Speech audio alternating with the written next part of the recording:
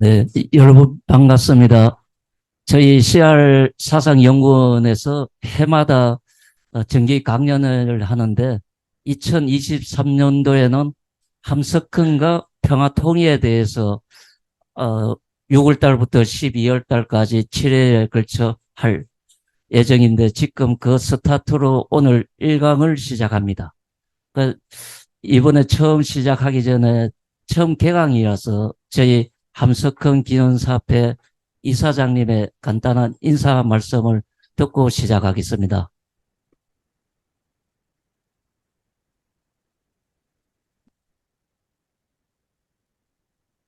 예, 반갑습니다. 인사말을 간단히 하라 해서 제가 아주 간단하게 하겠습니다. 어, 우리말에 사치라는 말 있지 않습니까? 사치. 예, 좀 과하게 너무 쓰고, 낭비하고, 좀 그런 걸 사치라고 그러는데, 사치 중에서 가장 큰 사치가 뭘까요? 혹시 말씀해 보십시오. 맞추시는 분은 제가 선물이 있는데, 제가 왜 이 말씀을 드리냐면은, 아, 함석헌 선생님께서 예전에 오래전에 살아계실 때 인터뷰를 하신 적이 있었어요. 근데 그 인터뷰에서 어, 전쟁은 최고의 사치다. 그러니까 전쟁보다 더 큰 사치는 없다는 의미죠. 그러니까 상당히 불필요한 일이죠, 전쟁이. 그래서 그렇게 말씀하신 것이 지금 생각이 나서 제가 말씀드린 겁니다. 전쟁은 최고의 사치다. 지금도 전쟁하고 있는 나라들이 있지 않습니까? 그러면 얼마나 많은 그 인력과 물자 이런 손실들이 크지 않습니까? 제가 뭐 마이크 잡은 김에 하나만 더 알려드리고 싶은 게 있는데 함 선생님이 예전에 1947년 가을에 월남하셨어요. 뭐 어떻게 이북 분이신데 월남하실 때는 그만한 다 이제 사정이 있고 해서 월남하셨는데 월남하셔서도 어 여기서 글을 이제 50년대 중후반부터 사상기라든지 이런 데 발표를 하시면서 그 당시 글을 보면은 그때는 뭐 우리가 사실 반공국가 아닙니까? 그래서 그때 그 반공국가일 때 대체로 신문이나 언론기관이나 뭐 학교건 어디서든지 다 북한을 지칭하기를 괴라고 썼습니다. 아시죠? 다. 다 그 시절을 겪어봐서 아는데. 함 선생님은 그 이북에서 그 공산당 치하에서 고생하다가 그 소련군 에 의해서 신의주 사건 때문에 그 배우라 해가지고 고생하시고 감옥에도 갇히셨다가 내려오셨는데 그럼에도 불구하고 함 선생님은 북계란 말은 쓰지 않으셨습니다. 칸이라고 썼습니다. 그러니까 그만큼 뭐 함 선생님이 기본적으로는 그 뭐 공산주의가 싫어서 내려오셨지만 저쪽 북녘도 우리 동포라는 아마 그 식 때문에 굳이 용어를 그렇게 북계라고 쓰던 시절에도 피한 것 같습니다. 이상입니다. 우리 함께 같이 오늘 어, 존경하는 우리 이 신부님 말씀 듣고 함께 공감을 하겠습니다. 감사합니다.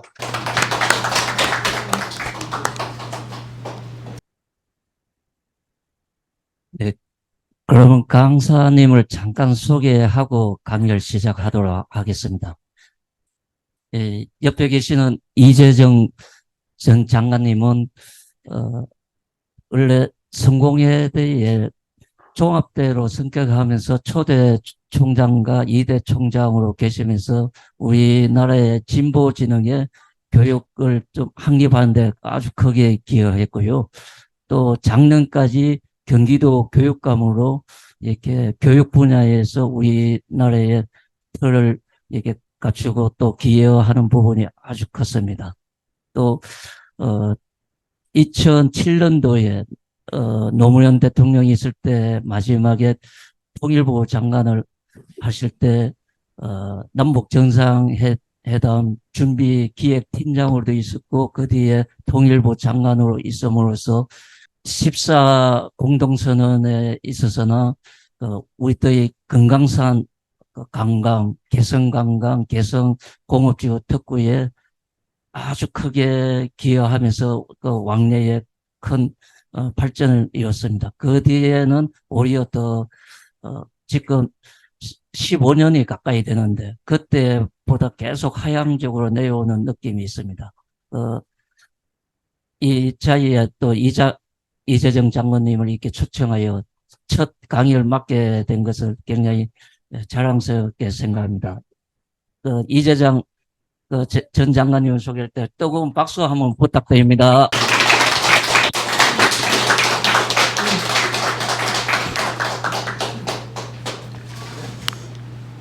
네, 여러분 모두 반갑습니다.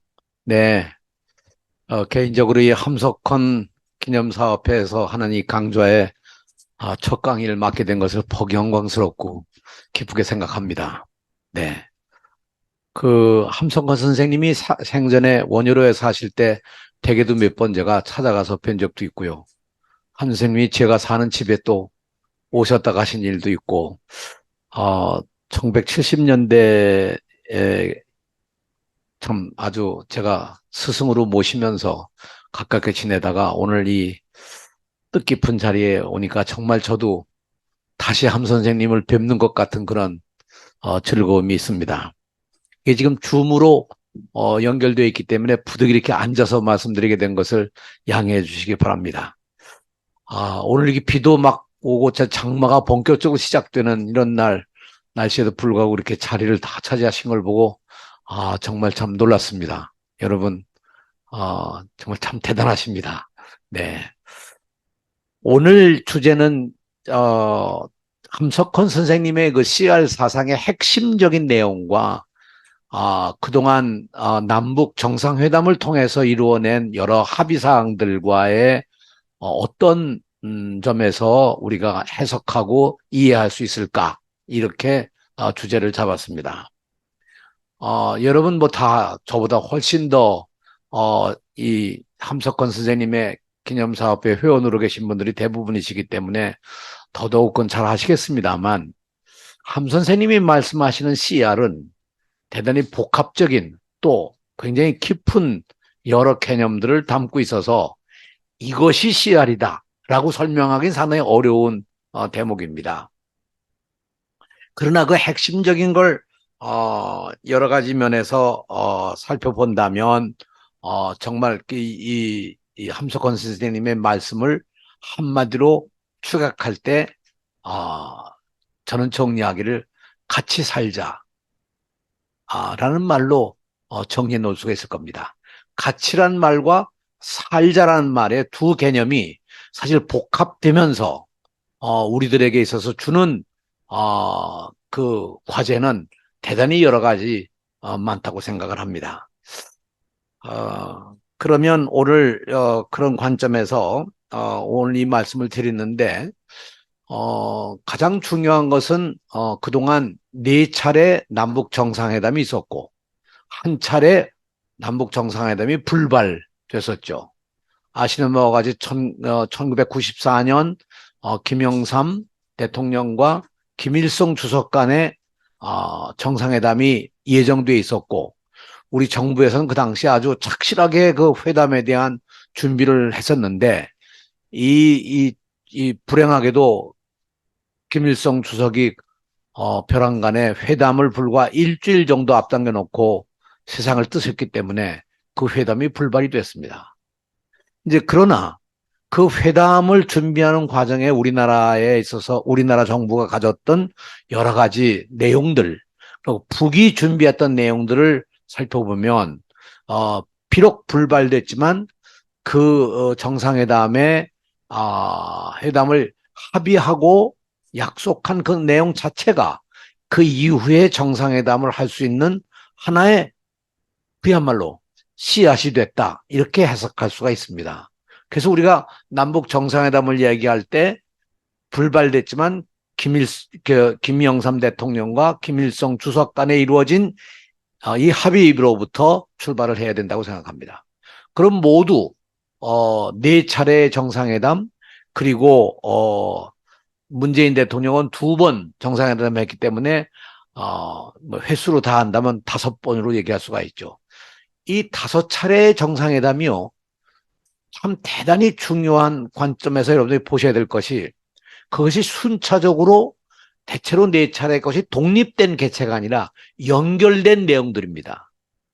그러니까 2000년 김대중 대통령의 정상회담의 합의사항으로부터 문재인 대통령의 평양선언에 이르기까지 이 5차례의 선언문이 갖고 있는 것은 독립된 개체가 아니라 연결된, 마치 1부, 2부, 3부, 4부로 된 것처럼 연결되어 있습니다.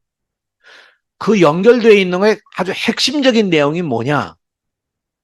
한반도에 더 이상 전쟁이 있어서는 안 된다는 것이었고, 전쟁을 일으키면 안 된다고 하는 것의 대전제가 함석헌 선생님이 말씀하신 같이 살자라고 생각합니다. 사실 오늘은 그런 관점에서 오늘 이 이야기를 정리해 보고자 합니다. 네.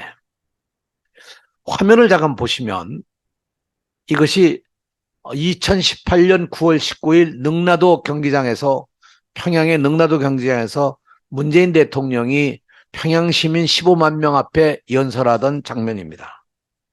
정말 이 연설은 대단한 연설이었습니다. 당시에 이 연설은 원래 북측에서 대략 준비됐던 것은 약 한 5분 정도 내외로 예정이 됐었는데, 실제로 문재인 대통령은 훨씬 시간을 넘겨서 정말 그야말로 역사적인 연설을 했죠. 이 연설의 가장 중요한 대목이 마지막 대목에 이런 대목으로 나옵니다. 평양 시민 여러분, 동포 여러분, 우리 민족은 우수합니다. 우리 민족은 강인합니다. 우리 민족은 평화를 사랑합니다. 그리고 우리 민족은 함께 살아야 합니다. 문재인 대통령의 이 연설의 결론은 우리 민족은 함께 살아야 합니다. 이것이 하나의 결론이었고, 이 결론이 그냥 이루어진 것이 아니라 김정은 북한의 국무위원장 내외와, 그리고 그 자리에 북한의 주요 요직에 있는 모든 간부들과 평양의 15만 명의 시민들이 함께한 자리에서 해낸 하나의 이야기입니다. 그러면서 문재인 대통령이 이렇게 얘기합니다. 우리는 5,000년을 함께 살고 70년을 헤어져 살았습니다. 나는 오늘 이 자리에서 지난 70년 적대를 완전히 청산하고 다시 하나가 되기 위한 평화의 큰 걸음을 내딛고자 제안합니다. 바로 이 함께 살아야 된다는 이 말 가운데 우리가 함석헌 선생님의 같이 살자는 거에 두 개념입니다. 가치라는 건 양쪽이 하나가 된다는 얘기고, 살자는 생명의 문제죠. 결국 통일이라고 하는 것은 남북 한반도가 가지고 있는 생명을 되살리는 일이고, 이 생명을 되살린다는 일은 함께하고 같이 해야 될 일이라고 그렇게 생각을 합니다. 이런 의미에서 9.19 2018년 9월 19일 이 연설이 갖고 있는 내용은 그야말로 우리가 담아야 될 가장 핵심적인 내용이기도 하죠. 네. 시야를 우리가 어떻게 해석을 할 것이냐. 네. 함석헌 선생님의 이 씨알은 우리가 다른 말로 한다고 그러면 같이 살자란 말의 핵심적인 내용이 되겠죠. 씨알은 실제로 그 자체가 생명이고 생명이 씨알입니다. 씨알을 어떤 객체나 개체로 봐서도 안 되는 것이고, 그것은 동시에 씨알이라는 개념 속에 땅과 하늘과 비와 바람과 일기와 여러 가지 것들, 자연환경과의 관계 속에서 설정된 언어라고 저는 그렇게 해석을 합니다. 모든 관계의 총합이 씨알이라는 것으로 설명이 되고, 그 씨알 속에도 핵심은 생명인 것이죠. 다시 말해서 이 자연 현상에 있는 모든 것과 우리 인간과 사회와 역사와 이런 모든 것들을 관계를 맺게 해주는 것의 핵심은 생명입니다. 그 관계가 살아있을 때 생명이 있는 것이죠. 그런 의미에서 함 선생님의 이 CR의 이야기를 우리가 더 좀 깊이 생각해 본다면, 정말 함 선생님은 그 모든 것을 함축해서 우리에게 생각하고 뜻을 세우고 그리고 동시에 그것을 실천으로 옮기는 행동에 이르기까지 우리에게 요구하고 있습니다. 그럼 이제 잠시 넘어가서 다시 다음 화면을 보면서 그 다음에 한번 보시죠. 함 선생님의 사진 가운데 골라보니까 이 사진이 제일 멋있더라고요. 그 미소와, 흰 수염과, 얼굴의 주름과 이 모든 것이, 정말 저는 이 사진을 쭉 찾아보면서 이 사진만큼, 함 선생님을 잘 나타낸 사진은 없을 거다. 이렇게 생각하고 이 사진을 하나 골랐습니다. 여기서 잠깐 제가 에피소드를 하나 얘기하고 지나가면 이게 좀 전제가 될 거예요. 제가 2008년 2월 말에 정권이 교체돼서 이제 장관직에서 다른 사람들은 다 장관은 중간에 그만둘 땐 다 인책 사임인데 저는 정년 퇴임을 한 셈이죠. 왜냐하면 노무현 대통령의 임기와 함께 저는 끝났으니까 그렇습니다. 끝나고 나서 김대중 대통령께 인사를 갔습니다. 왜냐하면 당연히 김대중 대통령께서 정말 이 길을 열어주신 분이었기 때문에 찾아가서 이제 잘 퇴직을 했습니다고 인사를 드렸더니 대뜸 아주 화를 내시는 거예요. 저도 당황했죠.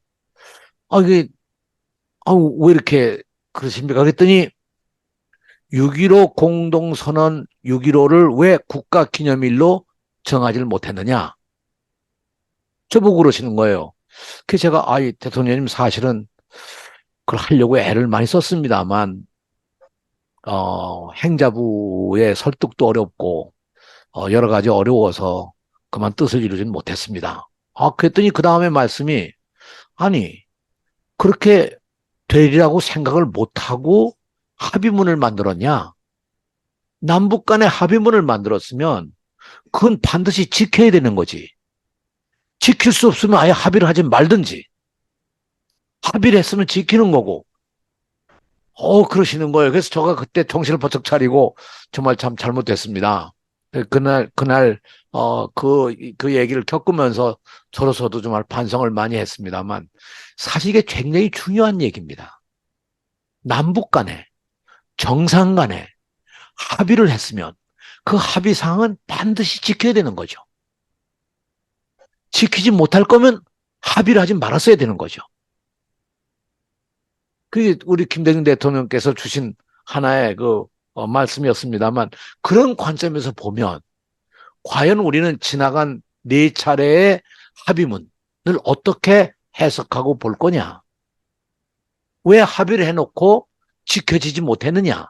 지켜지지 못한 데 대한 책임은 누가 질 것이냐? 그리고 그 문서들은 앞으로도 유효한 거냐?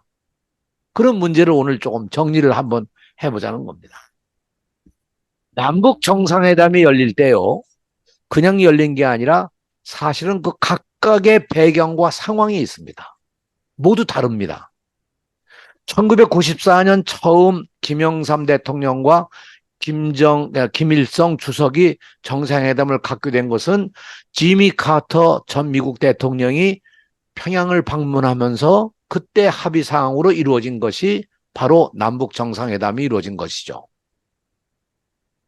그때 이제 김일성 주석과 이 김영삼 대통령의 이 정상회담이 합의가 된 겁니다.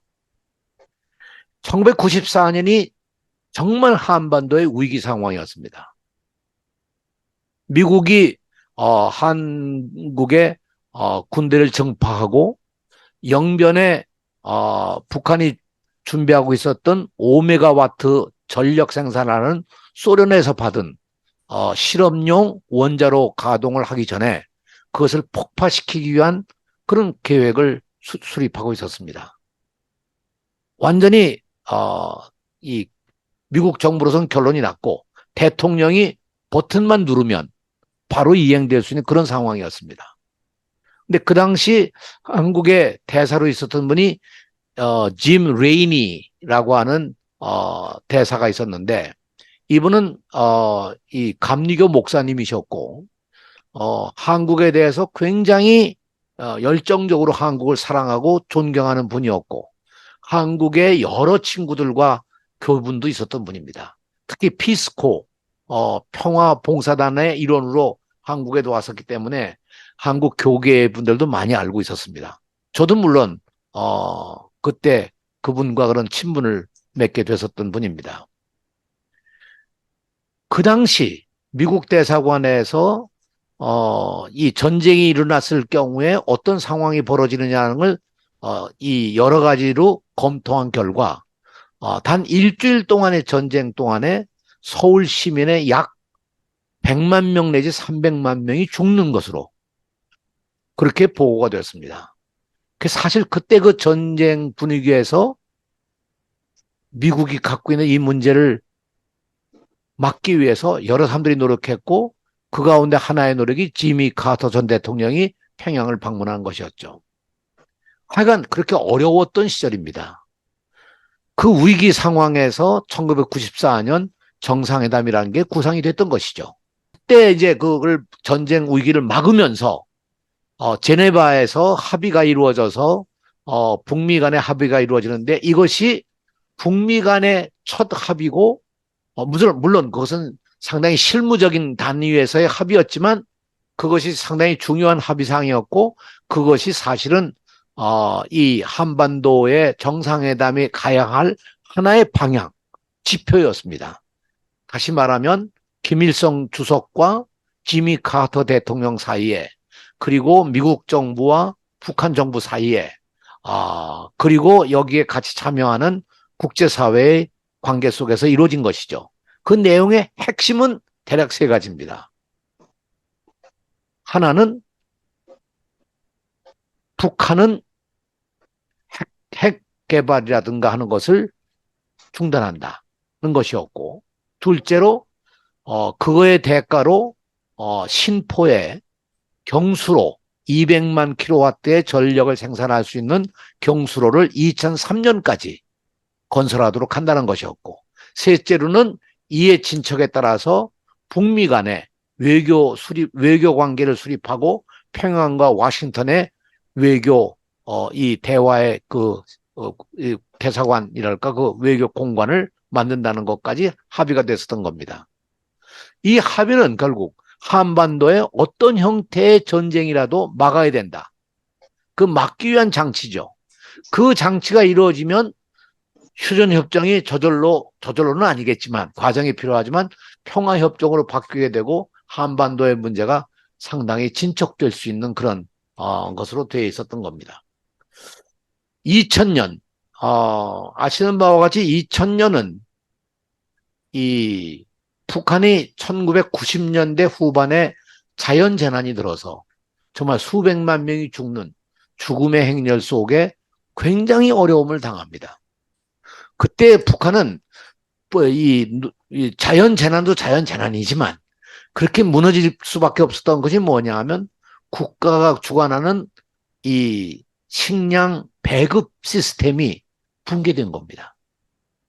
배급 시스템에 의해서 국민들이 먹고 살았는데 그 배급 시스템이 붕괴되면서 거기에 대한 아무 준비가 개인으로나 국가로나 제대로 되어 있지를 못했던 거죠. 정말 그건 뭐 상상할 수 없는 겹치는 자연 재난 속에 굉장히 어려웠습니다. 사실 북이 무너졌다고 하면 그때 무너질 수가 있었을 겁니다. 근데 그 어려움을 딛고 다시 일어서면서 그 어려움 속에서 벗어나기 위한 하나의 방향으로 북은 역시 남북 이 평화 대화 속에 참여를 하고 정상회담이 2000년도에 열리게 된 거죠.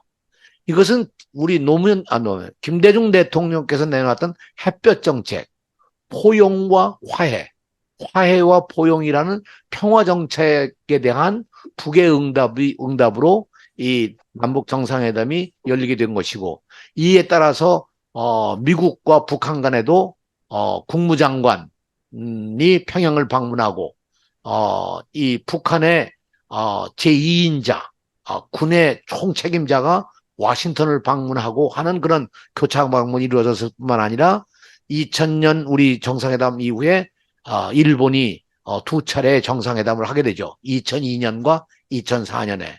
그러니까 2000년이라는 게 굉장히 이 희망적인, 정말 어떻게 보면 한반도에 있어서 가장 이 문제가 다 해결될 수 있는 결정적인 계기가 2000년대였다고 생각합니다.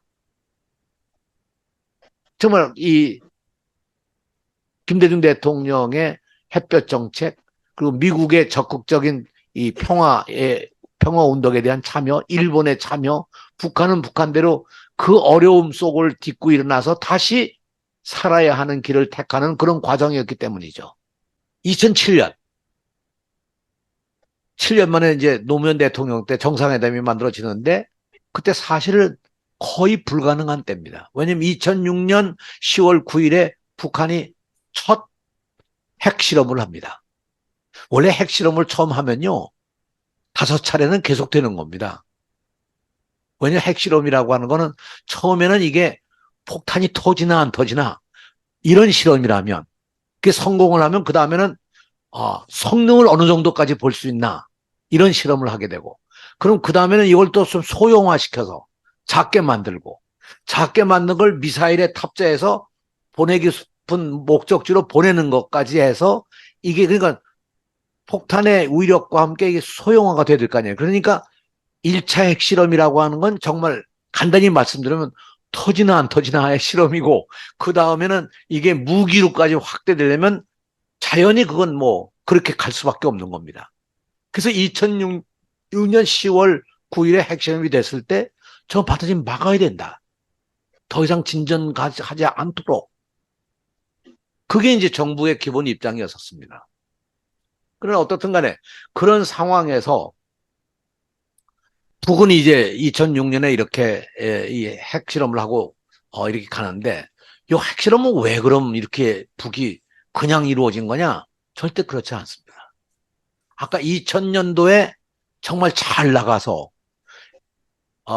북일 정상회담도 2차례나 하고, 이 정말 뭐 이 대단했지 않습니까? 우리 김대중 대통령은 햇볕 정책으로 노벨 평화상까지 받으시고, 참 아쉬운 대목이지만 그때 김정일 국방위원장과 김대중 대통령이 공동 수상을 했었으면 그게 더 극적인 한반도의 평화의 역사를 만들어내지 않았었을까? 그건 물론 그 생각을 많이들 한 사람들도 많았고, 그거 논의 안 된 거는 아니었습니다. 그러나 어떻든 간에 성사가 되질 못했죠. 그런데 아까 말씀드린 바와 같이 북한은 최고의 바람이 뭐냐면 전력 생산입니다. 이게 여러분 아마 아시는 분은 아시겠습니다만 1990년, 91년에 소련이 붕괴되고 동구라파의 공산주의 국가가 다 무너지고 중국이 개혁 개방을 하고 그런 일대에 이 세계 정치사에 엄청난 변화가 일어납니다. 근데 이 변화에 아주 그냥 호되게 철퇴를 맞은 게 북한입니다. 왜 북한은 그걸 당했느냐? 북한은 그동안 모든 경제의 이 관계를 동구라파에 있는 나라들하고 경제 관계를 맺어와서 모든 에너지의 공급도 그쪽에서 받았는데 1991년 그게 무너지면서 벼랑간에 북한의 에너지가 공급량이 3분의 1이 줄어버렸습니다.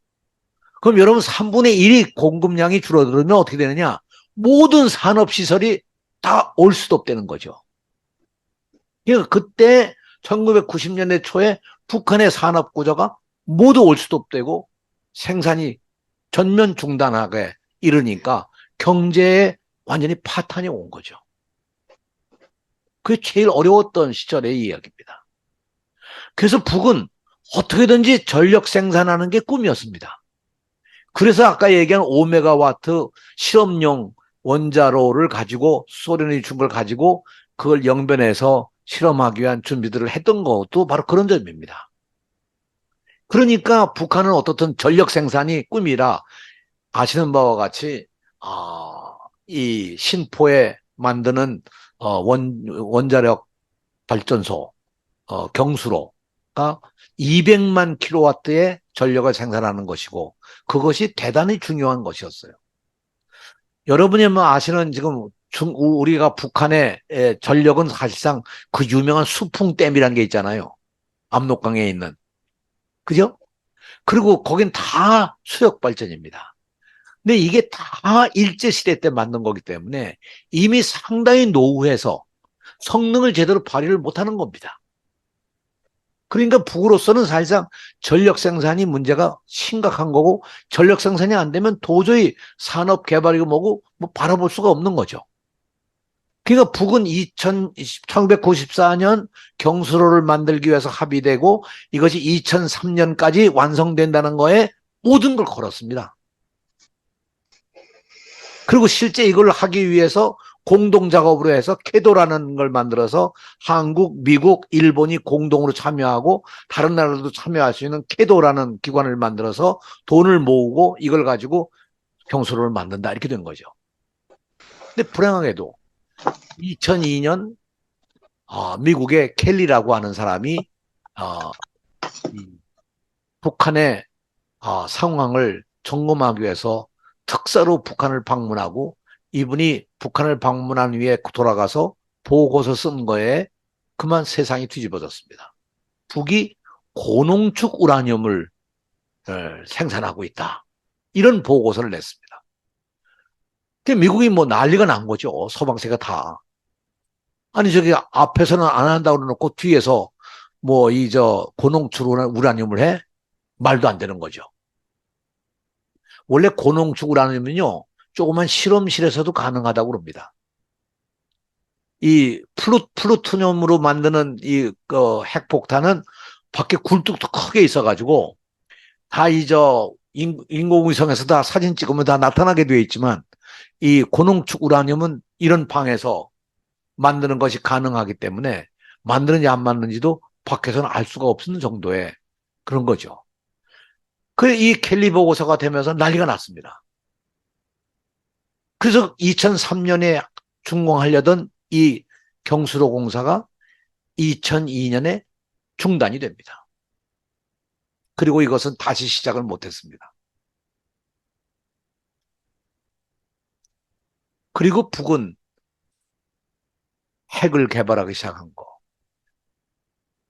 어떻든 이런 상황에서 2007년이라는 때는 상황이 여러 가지 어려웠는데 2007년에 아무튼 북에서 이 정상회담을 하자 이렇게 나오게 된 가장 중요한 것이 남북 간의 신뢰가 회복되고 국제 상황이 호전됐다. 이게 이제 그 북에서 내놓은 하나의 정상회담을 하게 된 배경입니다. 그 배경 속에 뭐가 있냐 하면 여러분이 아마 혹 기억하시는지 모르겠습니다만 2002년에 북이 고농축 우라늄 핵무기를 개발하고 있다. 이것을 해결하기 위해서 이거 안 되겠다 해서 육자회담이라는 게 만들어집니다. 중국, 미국, 일본, 러시아 그리고 남북 이 육자회담입니다. 이제까지 미국과 북한 간의 대화를 하던 걸 양자대화를 다자대화로 바꿔서 이 다자대화 속에서 이걸 한번 해결해보자 그러는 거죠. 정말 여러 차례 논의를 합니다. 여러 차례 논의를 해서 마침내 2005년에 9.19 합의라는 걸 합니다. 2005년에. 그런데 사실 이게 대단히 중요한 합의 사항인데 이 합의 사항이 합의된 그날 새벽에 깨집니다. 미국의 상무성에서 마카오에 있는 방코델타 아시아라고 하는 아시아은행이라는 곳에 북한 계좌가 46개가 있는데 이 계좌에 불법 자금이 유통됐고 위패가 발견됐다. 이게 된 겁니다. 그때부터 이제 경제 제재가 들어가고 9.19 합의도 깨진 거죠. 참 이게 불운한 거예요. 합의 사항이 깨지면요. 더 나빠지는 거죠.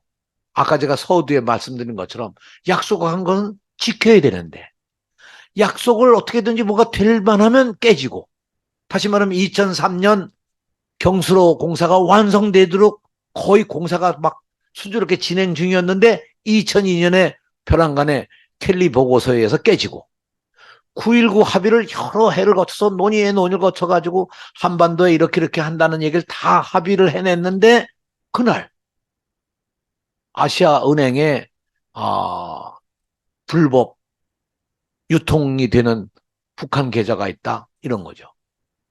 나중에 밝혀진 겁니다만 그 두 가지 거에 어떤 증거도 밝혀지질 않았습니다.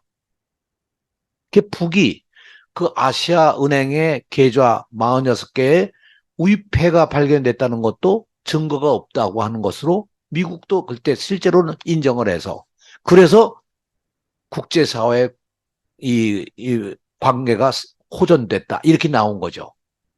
우리는 우리대로 2007년 6월부터 북한에 약속했던 50만 톤 쌀을 북한으로 보내기 시작합니다. 제가 참 이거는 2006년 10월에 핵실험한 이후에 처음으로 이루어진 것이죠. 그것이 약속을 지키기 때문에 남북 간의 신뢰가 회복이 됐다, 이런 얘기입니다. 그래서 2007년 남북 정상회담이 열립니다. 2018년 남북 정상회담은 정말 극적인 일입니다. 김정은 정부가 북한에 만들어진 이후에 김정은 그 젊은 사람이 북한의 문을 다 닫고 7년 동안 꼼짝 안 하고 뭐 이렇게 있더니 벼랑간에 2018년 동계올림픽에 나타난 겁니다. 그때까지 어떻게 됐느냐? 북은 7년 동안에 열심히 준비를 해가지고 아주 대륙간 탄도탄이라고 우리가 얘기하는 ICBM도 개발해서 그 사람들 말로는 성공했다. 그래서 정말 그 미국, 북한에서 발사하는 ICBM이 미국까지 간다. 거기다가 핵실험을 6차까지 다 해가지고, 7차죠. 7차까지 해서 핵실험에 완성을 했다. 그러니까 이 북은 한 손에는 핵폭탄, 한 손에는 ICBM을 가지고 이젠 우리가 이만큼 왔으니까 정말 뭐 겁날 게 없다. 사실은 그 준비가 제가 보기에는 2018년 동계올림픽을 전제하고 준비했다고 생각합니다. 그 얼마나 멋져요. 동계올림픽이라는 게 전 세계에요, 하계올림픽보다 훨씬 더 이 텔레비전 중계나 이게 많은 겁니다. 겨울철에 볼 것도 없으니까 그 동계올림픽들 많이 보고, 그리고 그 아름답잖아요. 하계올림픽보다 동계올림픽은 정말 뭐 스키 타는 것부터 뭐 스키 점프 뭐 그 종목별로 보면 정말 너무 아름답잖아요. 눈발 속에서 하는 게 얼마나 멋져요. 저는 제일 멋진 게 그 서킷라구나, 이거 스키도 타고 총도 쏘고 뭐 달리고 그러는 이 스키도 타고 그러는 그 게임 있지 않습니까? 그 흔히 동계올림픽의 마라톤이라고 얘기하는, 얼마나 멋있어요 그게요. 그런데 거기에 북이 정말 나타난 거죠. 이제까지 남북 정상회담에서 북이 주도적으로 나선 건 그게 처음입니다. 그러니까 김정은은 의지를 가지고 자기는 다 해야 할 것을 완성을 했으니까 그렇게 나온 거죠. 저는 사실은 2017년 가을에 제가 두 대학에서 강연을 하면서 예언 아닌 예언을 한 것이 2018년 봄이 되면 남북 대화와 북미 대화가 활성화가 될 거다, 그렇게 제가 예언을 했었습니다. 근데 제가 그때 예언한 건 딴 건 아니고요. 북이 이상스럽게 핵실험을 하는 것이 보통은 3년 내지 4년마다 했는데 그때 한 2년으로 좁혀지더라고요. 그 인터벌이. 그리고 ICBM 개발도 굉장히 서둘러서 뭐 성공했다는 얘기를 갖다 막 텔레비전으로 보이고 막 서방 기자들을 보여주고, 그래서 저게 뭔가 심상치 않다 하는 생각을 해가지고 저게 정말 완성됐다면 저는 동계올림픽 생각한 건 아니고 내년도쯤에는 나타나지 않겠느냐 생각했는데 역시 그렇게 동계올림픽을 계기로 해서 나타났죠. 그래서 사실은 여러 차례 이 정상회담들을 보면 다 그 상황이 열릴 수밖에 없는 긴박한 상황이거나 어려운 위기 상황이거나 또는 자신만만하게 국제사회에 나올 만한 어떤 결정적 계기가 있거나 아까 말씀드린 바와 같이 국제관계가 호전되고 남북 간의 신뢰가 회복됐다거나 이런 상황이 아니면 남북 정상회담은 열리기가 상당히 어렵습니다. 그렇게 이제 우리가 볼 수가 있는 거죠. 여기서 이제 에피소드 하나를 얘기를 하면 우리가 2007년 남북 정상회담 할 때, 그게 이야기를 하기를 이거 이렇게 그냥 7년 만에 정상회담을 하니까 2000년 김대중 대통령 한 다음에 7년 만에 하는 거 아니에요? 그리고 그 다음에 정권이 바뀌면 어떻게 될지 모르니까 우리 정례화하자. 정상회담을. 그렇게 이제 제안했습니다. 김정일 위원장이 대답이 아니 이 비유를 그렇게 드는 거예요. 우리가 뭐 일이 있으면 서로 전부치고 그러고 찾아가고 만나고 그러는 거 아닙니까? 일이 있으면 만나는 거지 뭐 때를 정해놓고 하느냐. 그러니까 왜 우리가 옛날 얘기로 하면 친척집 방문하면 그 집에 뭐 혼사가 있거나 뭐 일이 있으면 전부치고 내가 갈게 몇 월 며칠 날 이러고 가는 거 아니겠어요? 그러니까 마치 집안의 형제같이 그런 입장에서 우리는 있는 것이 아니냐. 그런 표현이었을 거라고 생각합니다. 그 왜 정기적으로 하느냐. 그냥 일이 있으면 만나도록 합시다. 그래서 합의문에 수시로 만나는 걸로 들어가고 수시로 못 만나게 된 거죠. 결과는 그렇게 돼버리고 만 겁니다. 근데 어떻든 간에 이런 상황에서 남북 정상회담이 열린다고 하는 거는 사실은 이렇게 간단치 않습니다. 그러니까 지금은 전혀 남북 정상회담의 가능성이 보이질 않는 상황이죠. 남북의 신뢰관계도 어렵고 이 국제관계가 뭐가 호전됐다거나 뭐 그런 것도 없고 위기 상황? 북으로서는 위기 상황은 1996년, 97년, 98년 그 엄청난 재난이 있을 때 위기 상황에 비하면 지금은 아주 너무 좋은 거죠. 여러 가지 얘기가 많이 나오지만 더더군다나 91년 동굴아파가 무너져서 그 전력이 완전히 무너졌을 때보다 지금 훨씬 좋아진 겁니다. 왜냐하면 북이 그동안 김정일 위원장 시절에 흔히 얘기하는 그 수풍댐이나 이런 것들을 보완하기 위해서 작은 발전소들을 여러 개 만들기 시작했습니다. 작은 수력 발전소들을. 그것이 이제 아마 가동이 되기 시작해서 어느 정도 전력도 보완이 됐으리라고 생각을 하는 거죠. 이런 관점에서 보면 지금은 상당히 어려운 그런 상황입니다. 네, 그럼 그 다음에 이 구체적으로 우리가 6.15 남북 공동선언 얘기로 좀 넘어가도록 하겠습니다. 지금 화면에 있는 건 지금 제가 말씀드린 내용에 간단하게 적은 하나의 내용입니다. 네. 일관된 정신이 뭐냐? 남북 정상회담에. 여기 가장 중요한 대목이 그 다음에요. 6.15 공동선언에 대한 내용입니다. 이게 아주 핵심입니다. 6.15 공동선언의 제1항입니다. 제1항에 보면 바로 이렇게 이 얘기가 나와 있습니다.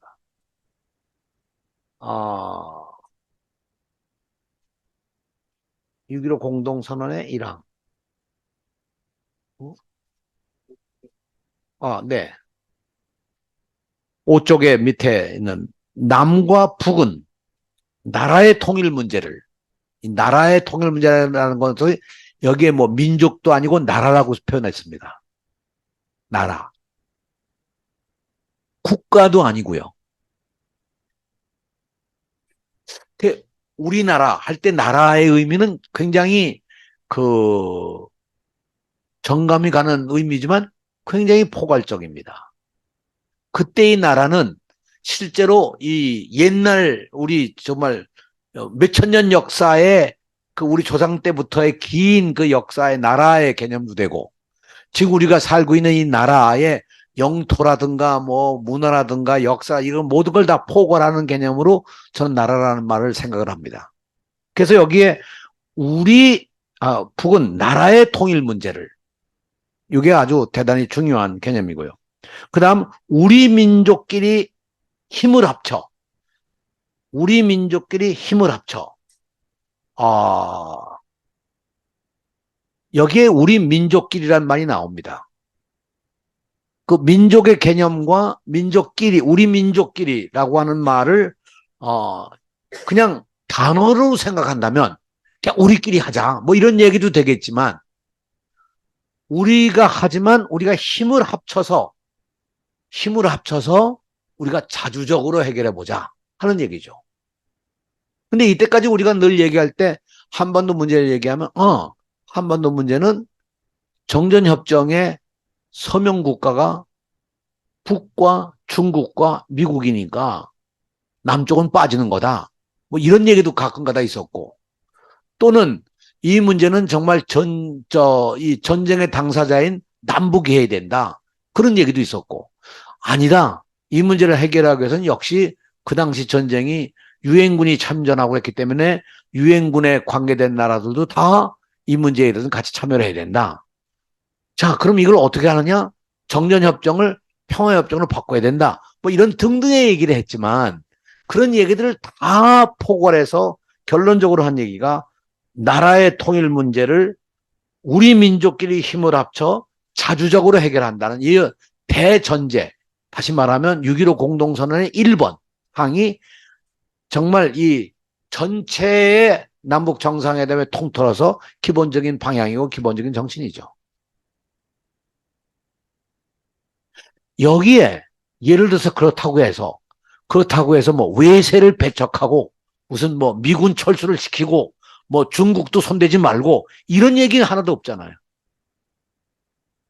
그러니까 이거를 너무 협의로 해석해서 이건 정말 남들 손 빌리지 말고 우리 힘으로만 하자, 이것만은 아니라는 거죠. 굉장히 중요한 내용이 여기 담겨 있는데, 이것이 저는 우리 함석헌 선생이 얘기한 CR 사상과 어쩌면 굉장히 정확한 그 뜻을 여기에 포괄하고 있는 것이 아니냐, 그렇게 생각합니다. CR은 민족입니다. CR은 역사입니다. CR은 생명이죠. 그리고 그것은 같이 사는 겁니다. 가장 중요한 것은 같이 사는 거죠.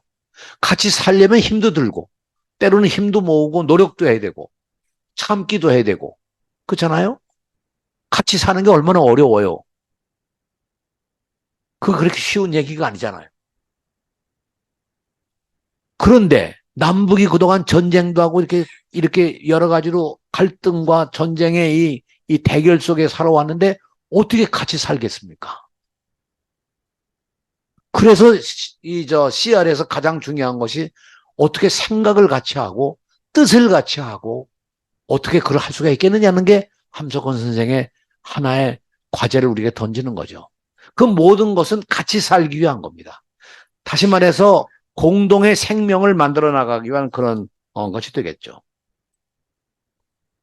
그런데 여기서 또 하나 중요한 것이 더 다음의 얘기가, 우리가 뭔가 공통점이 있어야 될 거 아니냐. 같은 목표가 있어야지.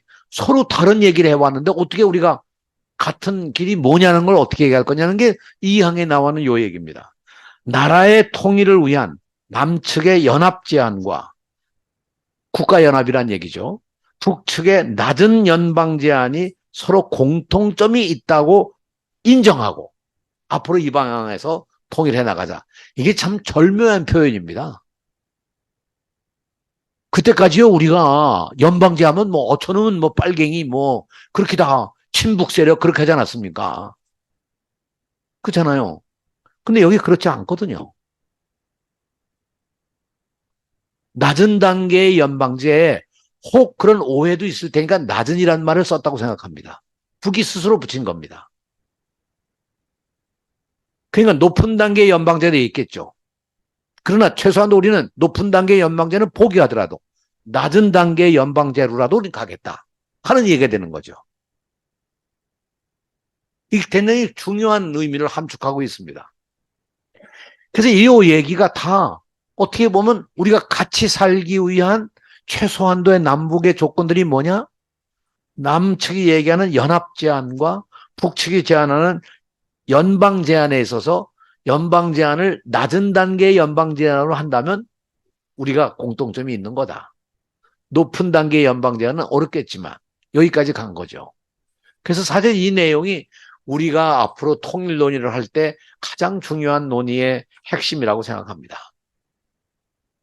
여기에 또 하나가 그 다음 페이지를 보시면 아시겠습니다만 우리 경제를 민족 경제로 해나가자 그런 얘기죠. 민족 경제. 그래서 이 6.15 공동선언이라는 것이 굉장히 중요합니다. 모든 남북 정상이 만들어낸 거에 다 선언자가 들어가는데 공동자 들어간 건 6.15밖에 없습니다. 이게 왜 그러냐? 6.15 공동선언이라고 하는 것이 다른 것도 다 공동인데 다른 건 왜 공동이란 말을 안 쓰고 여기만 쓰느냐? 그게 북의 단위입니다. 공동선언이 최고의 목표고 그거를 따라가는 게 그냥 선언들입니다. 다. 그래서 사실은 공동선언이 이루어지면 그게 완성이죠. 그러니까 사실상 그 이후에 나온 선언들은 다 공동선언을 이루기 위한 과제들이고 과정들입니다. 그 조금씩 어휘만 다르고 실제로 그렇게 발전해 나가는 거죠. 그래서 북이 얘기할 때 6.15 남북 공동선언이라는 것은 이것은 이 하나의 헌법이고 하나의 목표고 그리고 최고의 민족적 가치라고 생각하는 거죠. 그런 의미를 여기에 담고 있다고 생각합니다.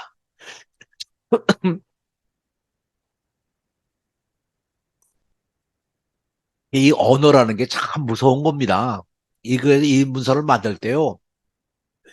간단치 않았습니다. 가령 이 이후에 14선언이 나오잖아요. 14선언을 우리가 선언문을 내자. 그랬더니 북이 반대하는 거예요. 아니 우리가 공동선언이라는 걸 했는데 뭐 선언을 또 하냐.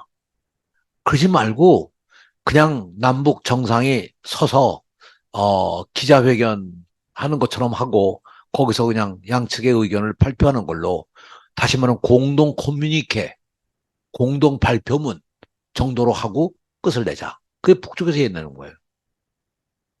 그러니까 우리는 도저히 그렇게 받을 수가 없다. 이게 정상회담하고 나서 7년 만에 열렸으면 이거에 대해서 뭔가를 더 분명히 해야 되지 않겠느냐.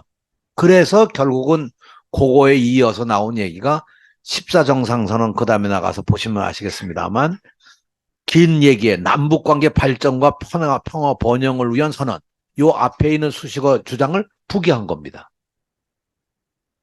그 대신 선언을 받아들이고 우리 쪽에서 얘기한 선언을 받아들이고 그러나 공동선언은 아니다. 그냥 선언이다. 그래서 보시면 아시지만 문재인 대통령의 선언도 다 그냥 선언이죠.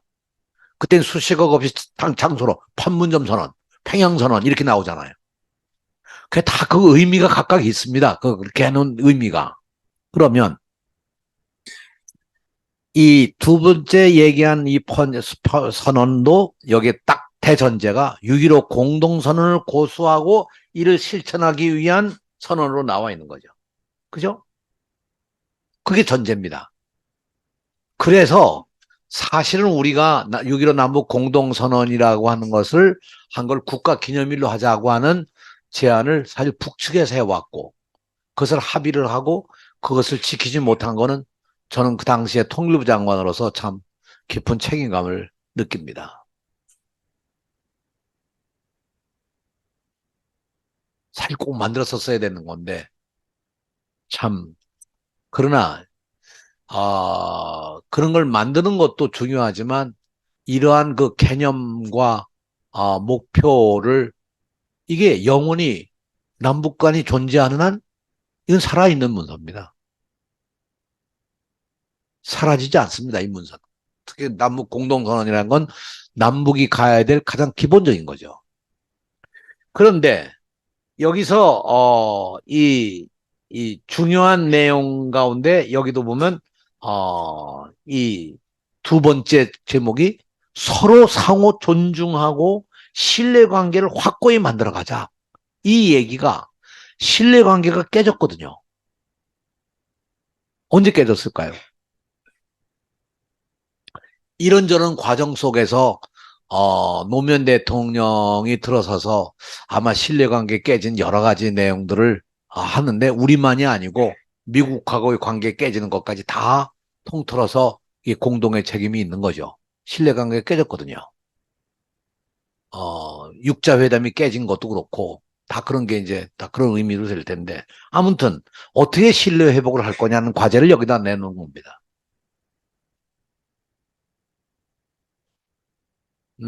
굉장히 중요한 내용들이죠. 그런데 그 다음에 남과 북은 군사적 적대 관계를 종식한다. 요 얘기가 이 앞에 있었던 6.15 공동선언에 보다 한 걸음 나가서 구체화시킨 얘기입니다. 군사적 적대 관계를 종식시킨다. 그 다음 그거와 함께 그 다음 페이지를 좀 펴서 평양선언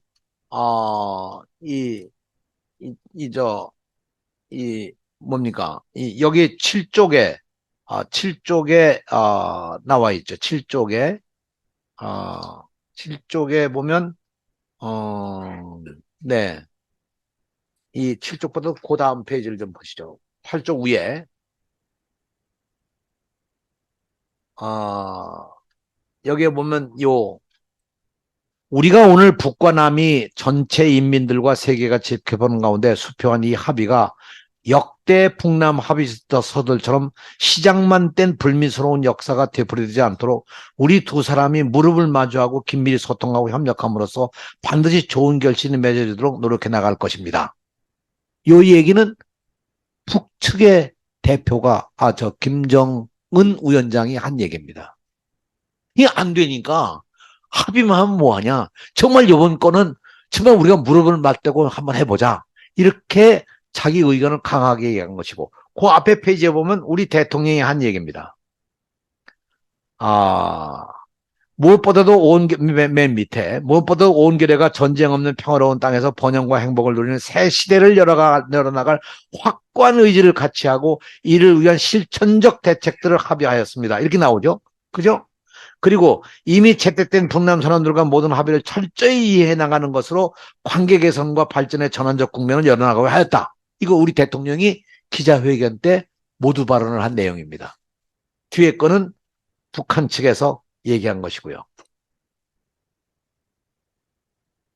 그런데 위에 보면 뭐 연락사무소를 두고 뭐 하는 것까지 다 나와 있지 않습니까? 그 다음 그 다음 여기 화면을 좀 봐주시죠. 이번에는 4.27 판문점 선언, 9.19 평양선언의 핵심적인 내용이 한반도 전 지역에서 요 때문에 잘 안 보이는데 실질적인 전쟁 위협을 제거하고 그죠? 근본적인 적대관계 해소를 한다 이 얘기거든요. 그러니까 6.15 공동선언, 14선언 그리고 이 판문점 선언 평양선언 오면서 이게 평양선언의 마지막 부분입니다. 그러니까 뭐 전쟁을 종식시킨다 뭐 이런 얘기에서부터 한 걸음 더 나가서 실질적인 전 지역에서 실질적인 전쟁 위협을 제거한다. 한반도 전 지역에서. 이건 어떤 내용이겠어요? 여긴 다 뭐 사드 이런 것까지 다 포함되어 있는 거죠. 그죠? 북만이 아니고 남쪽의 전 지역에서도 마찬가지. 이런 내용들을 가지고 전쟁에 위협하는 모든 관계를 제거하고 근본적인 적대 관계를 해소하자.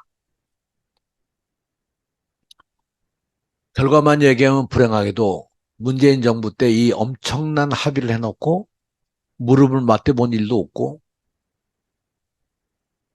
한 발짝도 못 나간 거죠. 나가는 듯 하다가 다 주저앉아 버렸죠. 그러니까 이 8쪽의 맨 위에 제가 인용해 놓은 것처럼 김정은 위원장이 기자들 앞에서 한 얘기, 우리가 오늘 북과 남의 전체 인민들과 세계가 지켜보는 가운데 수표한, 이 수표라는 게 이죠. 서명했다는 얘기죠. 수표한 이 합의가 역대 북남 합의서들처럼 시작만 뗀 불미스러운 역사가 되풀이되지 않도록 우리 두 사람이 무릎을 마주하고 긴밀히 소통하고 협력함으로써 반드시 좋은 결실이 맺어지도록 노력해 나갈 것입니다.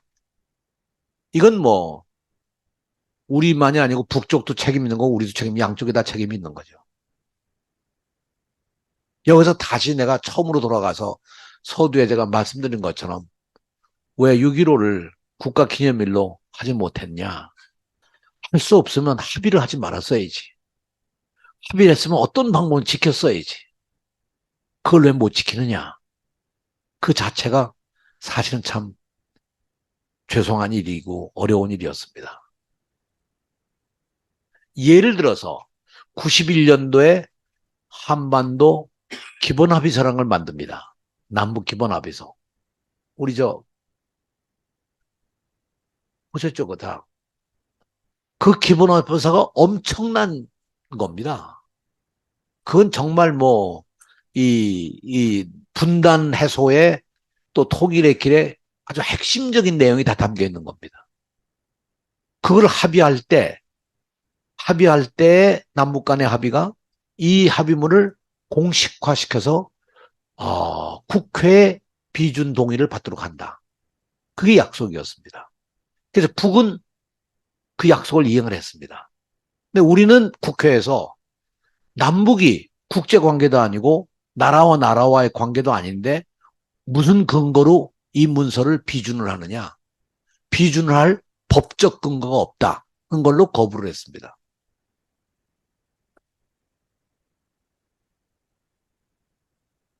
그래서 사실 그 문서가 유효한 문서가 못 된 거죠. 그런 얘기까지 다 포함이 여기에 되는 얘기들입니다. 역대 우리가 다 했는데 다 이게 이렇게 갔으니 이젠 정말 해보자고 했는데 이게 안 된 거죠. 그럼 앞으로 정말 또 남북 정상회의가 이루어질 수 있을까? 예, 이게 이제 처음에 적대 관계 해소하고 하는 것부터 굉장히 발전해서 이 평양선언, 판문점선언에 와서는 여기 아까 얘기한 이게 한반도 전 지역에서 실질적인 전쟁 위협을 다 제거하고 근본적인 적대 관계를 해소한다. 여기까지 간 겁니다. 정말 갈 때까지 간 겁니다. 그죠? 이 이상도 갈 게 없습니다. 합의사항에. 그러니까 지금이라도 이 합의사항을 지킬 수 있는 뭔가가 나오질 않으면 남북 대화는 이어지기가 힘들 겁니다.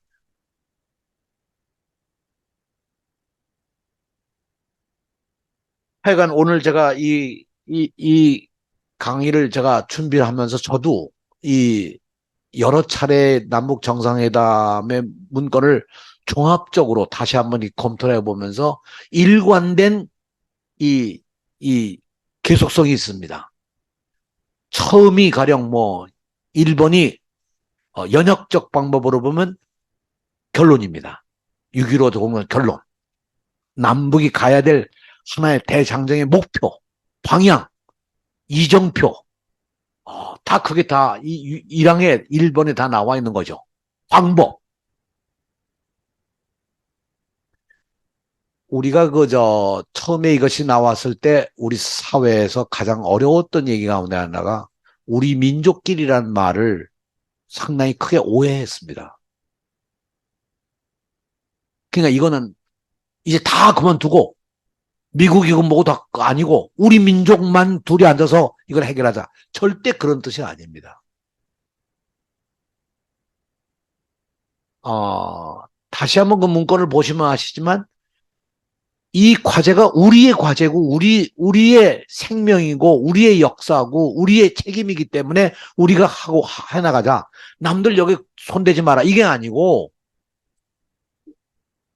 우리가 못하면 남들도 못한다는 뜻이죠. 남들이 해줄 걸 기다려서는 안 된다는 뜻이죠. 그런 의미에서 이 6.15 남북 공동선언의 의미가 정말 대단히 귀중한 것이고, 이 6.15를 지내면서 단순히 우리가 기념식 한번 딱 하고 지나갈 일이 아니라 정말 이 의미를 모든 국민이 같이 공유할 수 있어야 된다고 생각합니다. 저도 요번 사실 저 강의 안 합니다, 요즘에. 또, 왜냐하면 현업에서 멀어져 있었지도 오래됐고, 또 뭐, 정치권에서도 좀 멀리 떨어져서 있었기 때문에 안 하려고 그러다가 정말 6.15라고 하는 이것 14선언, 판문점 선언, 이것이 갖는 의미가 뭐냐? 다시 한번 들춰보면서 이 김정은 위원장이 얘기한 이 내용이 정말 가슴을 찌르더라고요.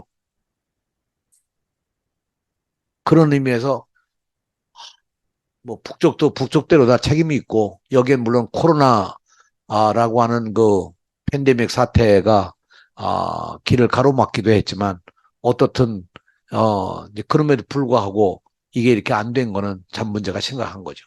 가령 어떤 사람들은 그것이 트럼프 대통령과 김정은 위원장 간의 회담 가운데 싱가포르 회담을 넘어서 하노이 회담 때 결렬됐기 때문에 그 결렬된 결과가 이게 아니냐라고 얘기를 우리가 애써 변명할 수는 있겠지만, 나는 그게 변명이 될 수 있다고 생각하지 않습니다.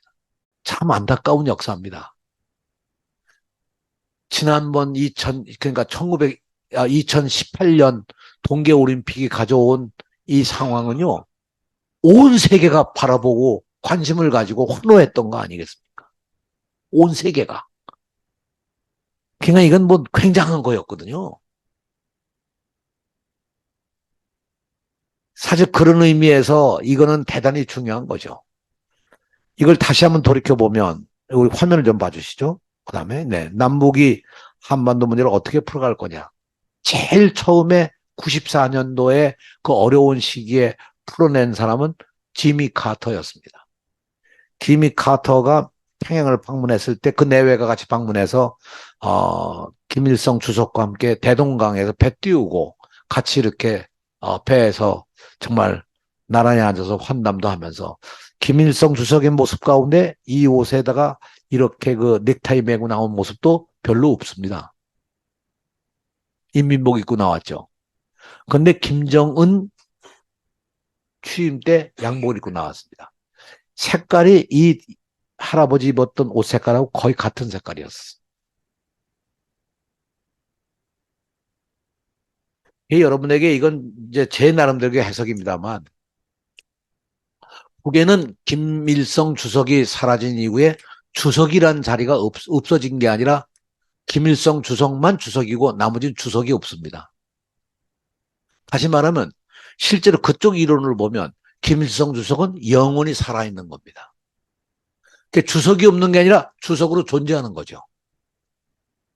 김정일 위원장이 호칭이 국방위원장이었습니다. 주석을 안 쓰고. 김정일 위원장이 죽으니까 국방위원장도 없어졌습니다. 왜냐하면 김정일도 영원히 존재하는 존재입니다.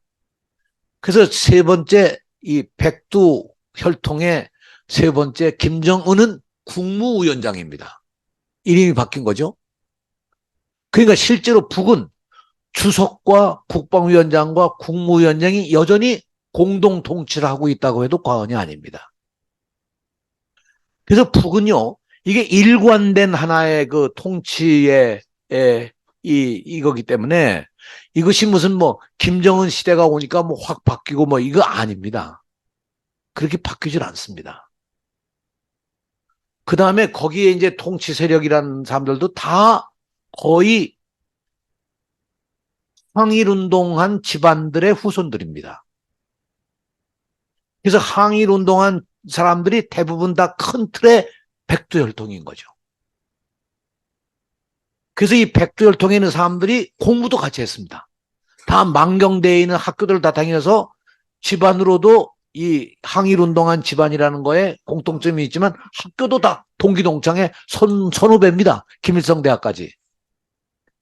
그러니까 이 통치기구가요, 보통 이게 이 엄청난 인간관계가 형성되어 있는 것이 아닌 것이 북입니다. 근데 이제까지 미국이 바라본 북은 붕괴된다. 이 얘기를 제일 먼저 끄집어낸 게 부시입니다. 부시 대통령이 취임하면서 북한은 악의 축이고 저건 사라져야 할 정말 그런 사람들이고 곧 붕괴된다. 그렇게 얘기했다가 붕괴가 안 되니까 곧이란 말을 빼고 조만간 붕괴될 거다. 그렇게 얘기하다가 그것도 안 되니까 이제 수년 내에 붕괴될 거다. 여기까지 갔어요. 수년 내가 벌써 지금 20년이 된 거 아니에요. 그래서 지금도 여전히 제재를 가하면 북은 무너진다. 하는데 저는 그렇게 보지를 않습니다. 이게 또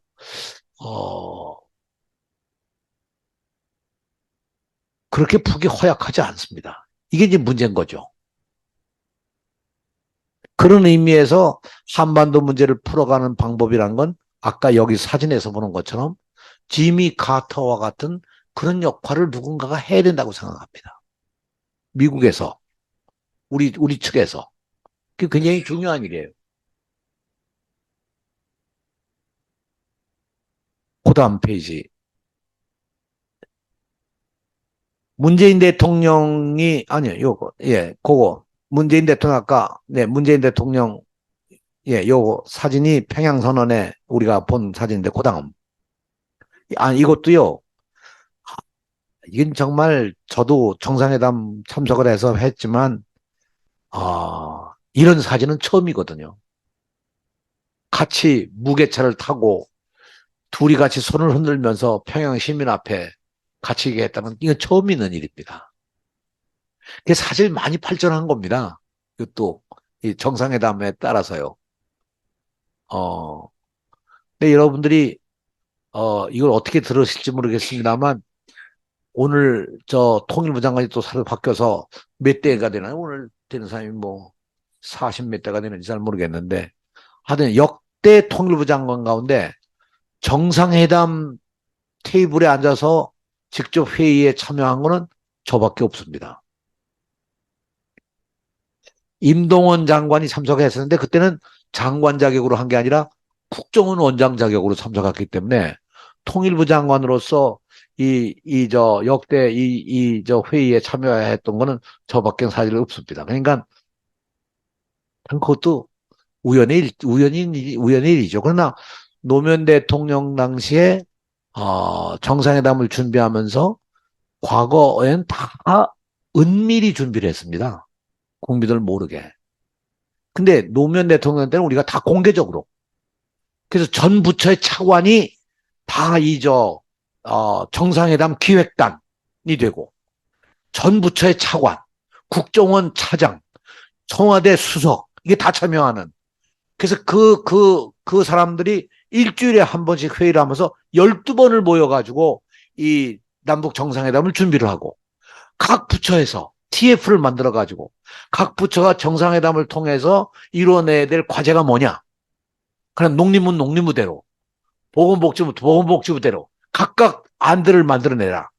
각 부처에 다 TF를 만들고 거기서 안을 가져온 걸 다 모아서 기획단 회의에서 회의를 하고 그걸 준비위원회 상정해서 준비위원회에서 최종적으로 선정을 해서 의제도 정하고 그런 내용들을 기자들에게 소상히 발표를 하고 심지어 제가 한국 기자들만이 아니라 대사들 한국에 와 있는 해외 대사들도 그 과정에서 두 차례나 제가 모아서 정상회담이 좀 이렇게 준비되고 있다.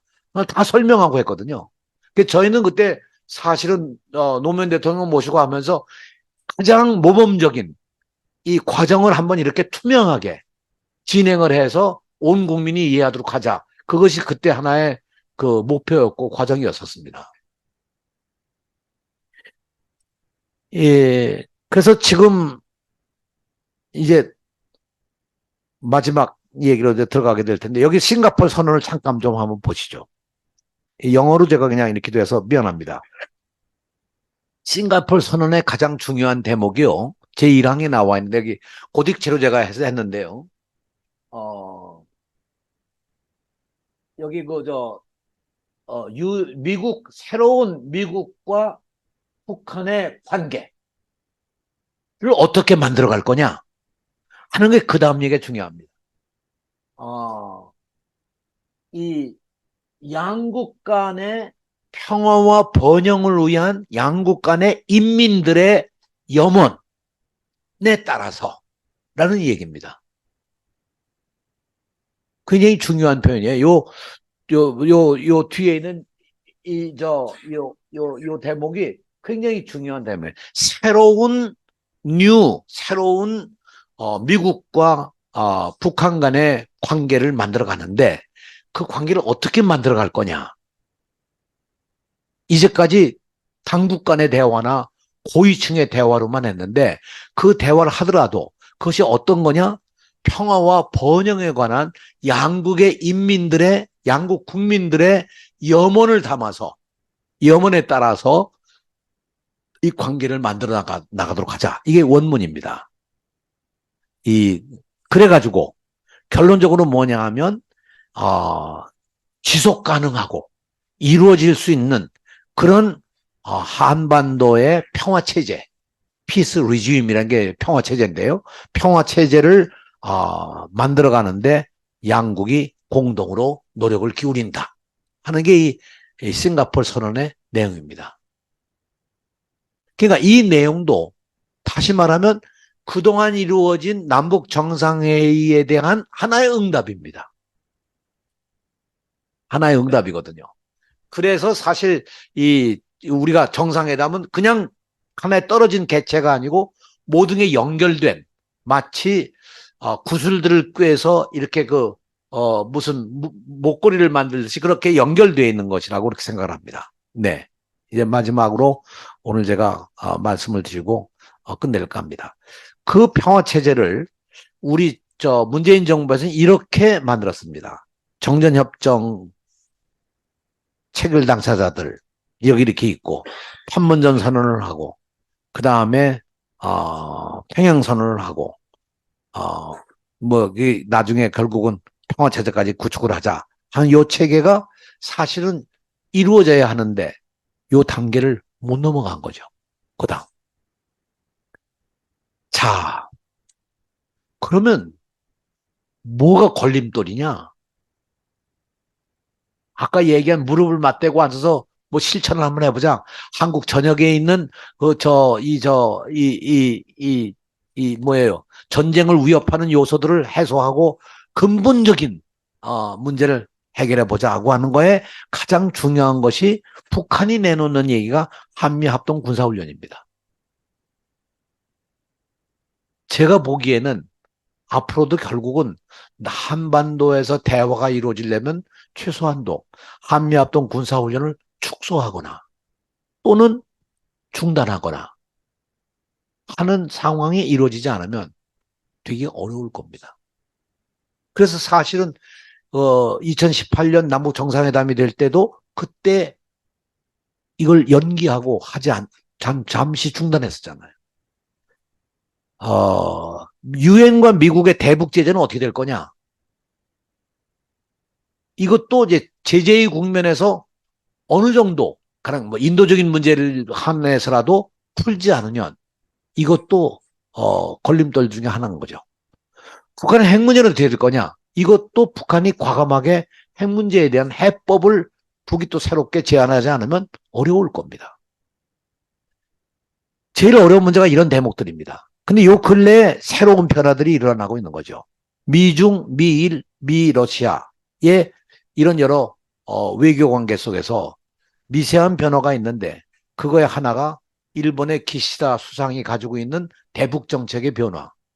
그리고 북한의 요번에 김영철이라는 요 사진에 보시면 나와 있는 과거 2018년 동계올림픽 때 그때 주역으로 나와서 남북 정상회담이나 이런 것들을 다 주관했던 사람이 김영철입니다. 그때 그 일을 실패한 것으로 북이 판단하고 그야말로 해직을 시켰던 이 사람이 다시 등장을 한 겁니다. 요 며칠 전에. 어떤 자리로? 통전부의 고문이라는 자리로 나왔는데 통전부에는 그런 자리가 없습니다. 이게 처음 만들어진 거예요.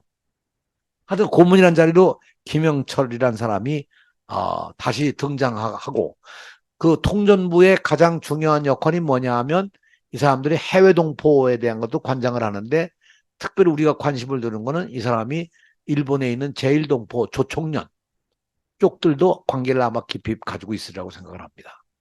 그래서 일본과의 관계 속에서 뭔가 북이 돌파구를 해결하려고 하는 시도가 있는 게 아니냐. 일본이 스스로 그런 문제를 해결하기 위해서 앞장선 게 아니냐.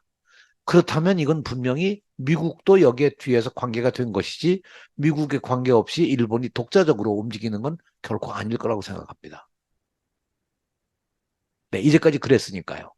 그러면 지금 상황이 잘만 하면 미국과 일본과 북한 간에 모르죠. 여기에 우리 정부도 물밑 대화에 같이 참여하고 있는지는 모르지만 어떤 얘기가 진행되고 있는지 모르지만 제가 보기에는 상당한 그런 가능성이 있지 않겠느냐. 특히 미국은 내년 대선을 앞두고 뭔가 바이든 대통령의 뭔가 손에 잡히는 외교적 성과를 만들어내야 할 텐데 현재의 상황으로 보면 러시아와 우크라이나 전쟁이 장기화되고 저것이 결국은 미국의 실책으로 귀결날 가능성이 상당히 높거든요. 그냥 미국도 바빠진 겁니다. 어디선가 뭔가는 만들어내야 될 그런 국내적 요인이 있는 거죠. 그래서 이런 상황들이 어쩌면 이 우리 사회의 한반도에 뭔가를 만들어낼 수 있는 길이 되지 않을까.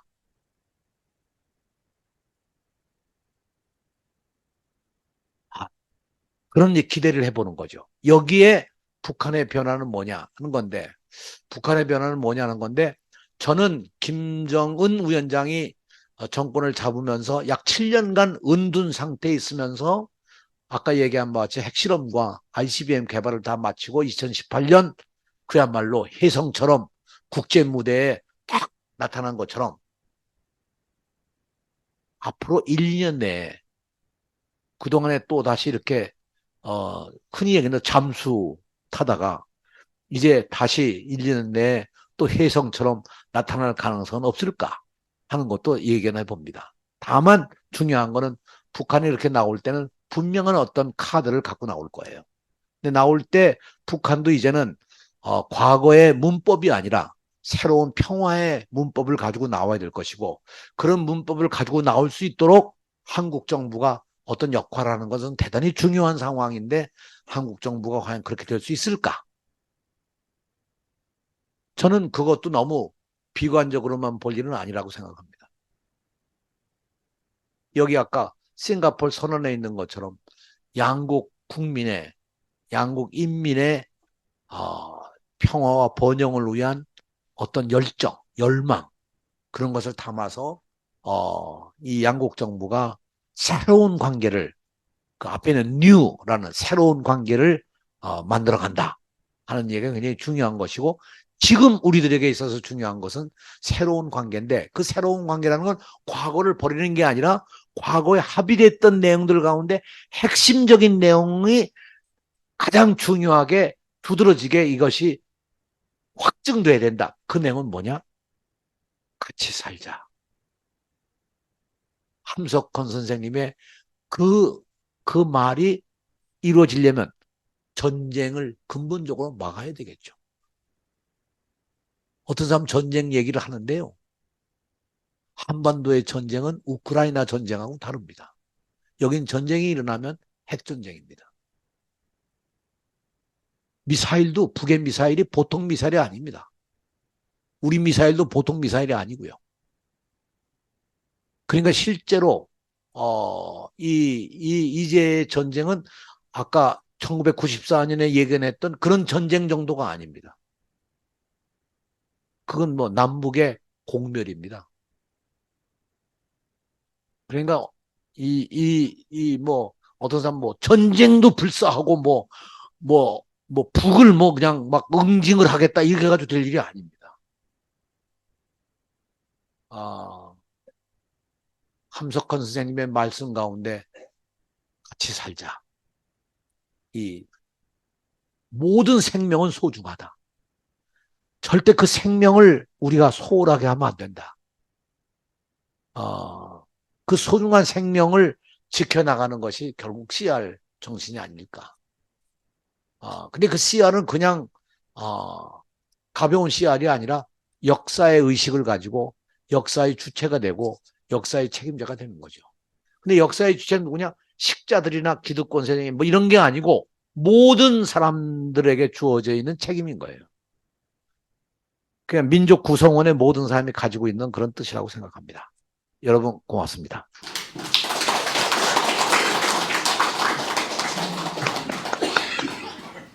그 장관님의 아주 특별한 경험과 또 나이가 연세가 있음에도 불구하고 이렇게 열정적으로 이렇게 강연한 거에 대해서 다시 한번 뜨거운 박수 한번 부탁드립니다. 이 남북 정상회담의 발전 과정의 배경이나 흐름이나 그 이면에 있는 내용을 여기 계시는 장관님보다 더 깊게 알 수 있는 분이 아마 거의 없다고 생각합니다.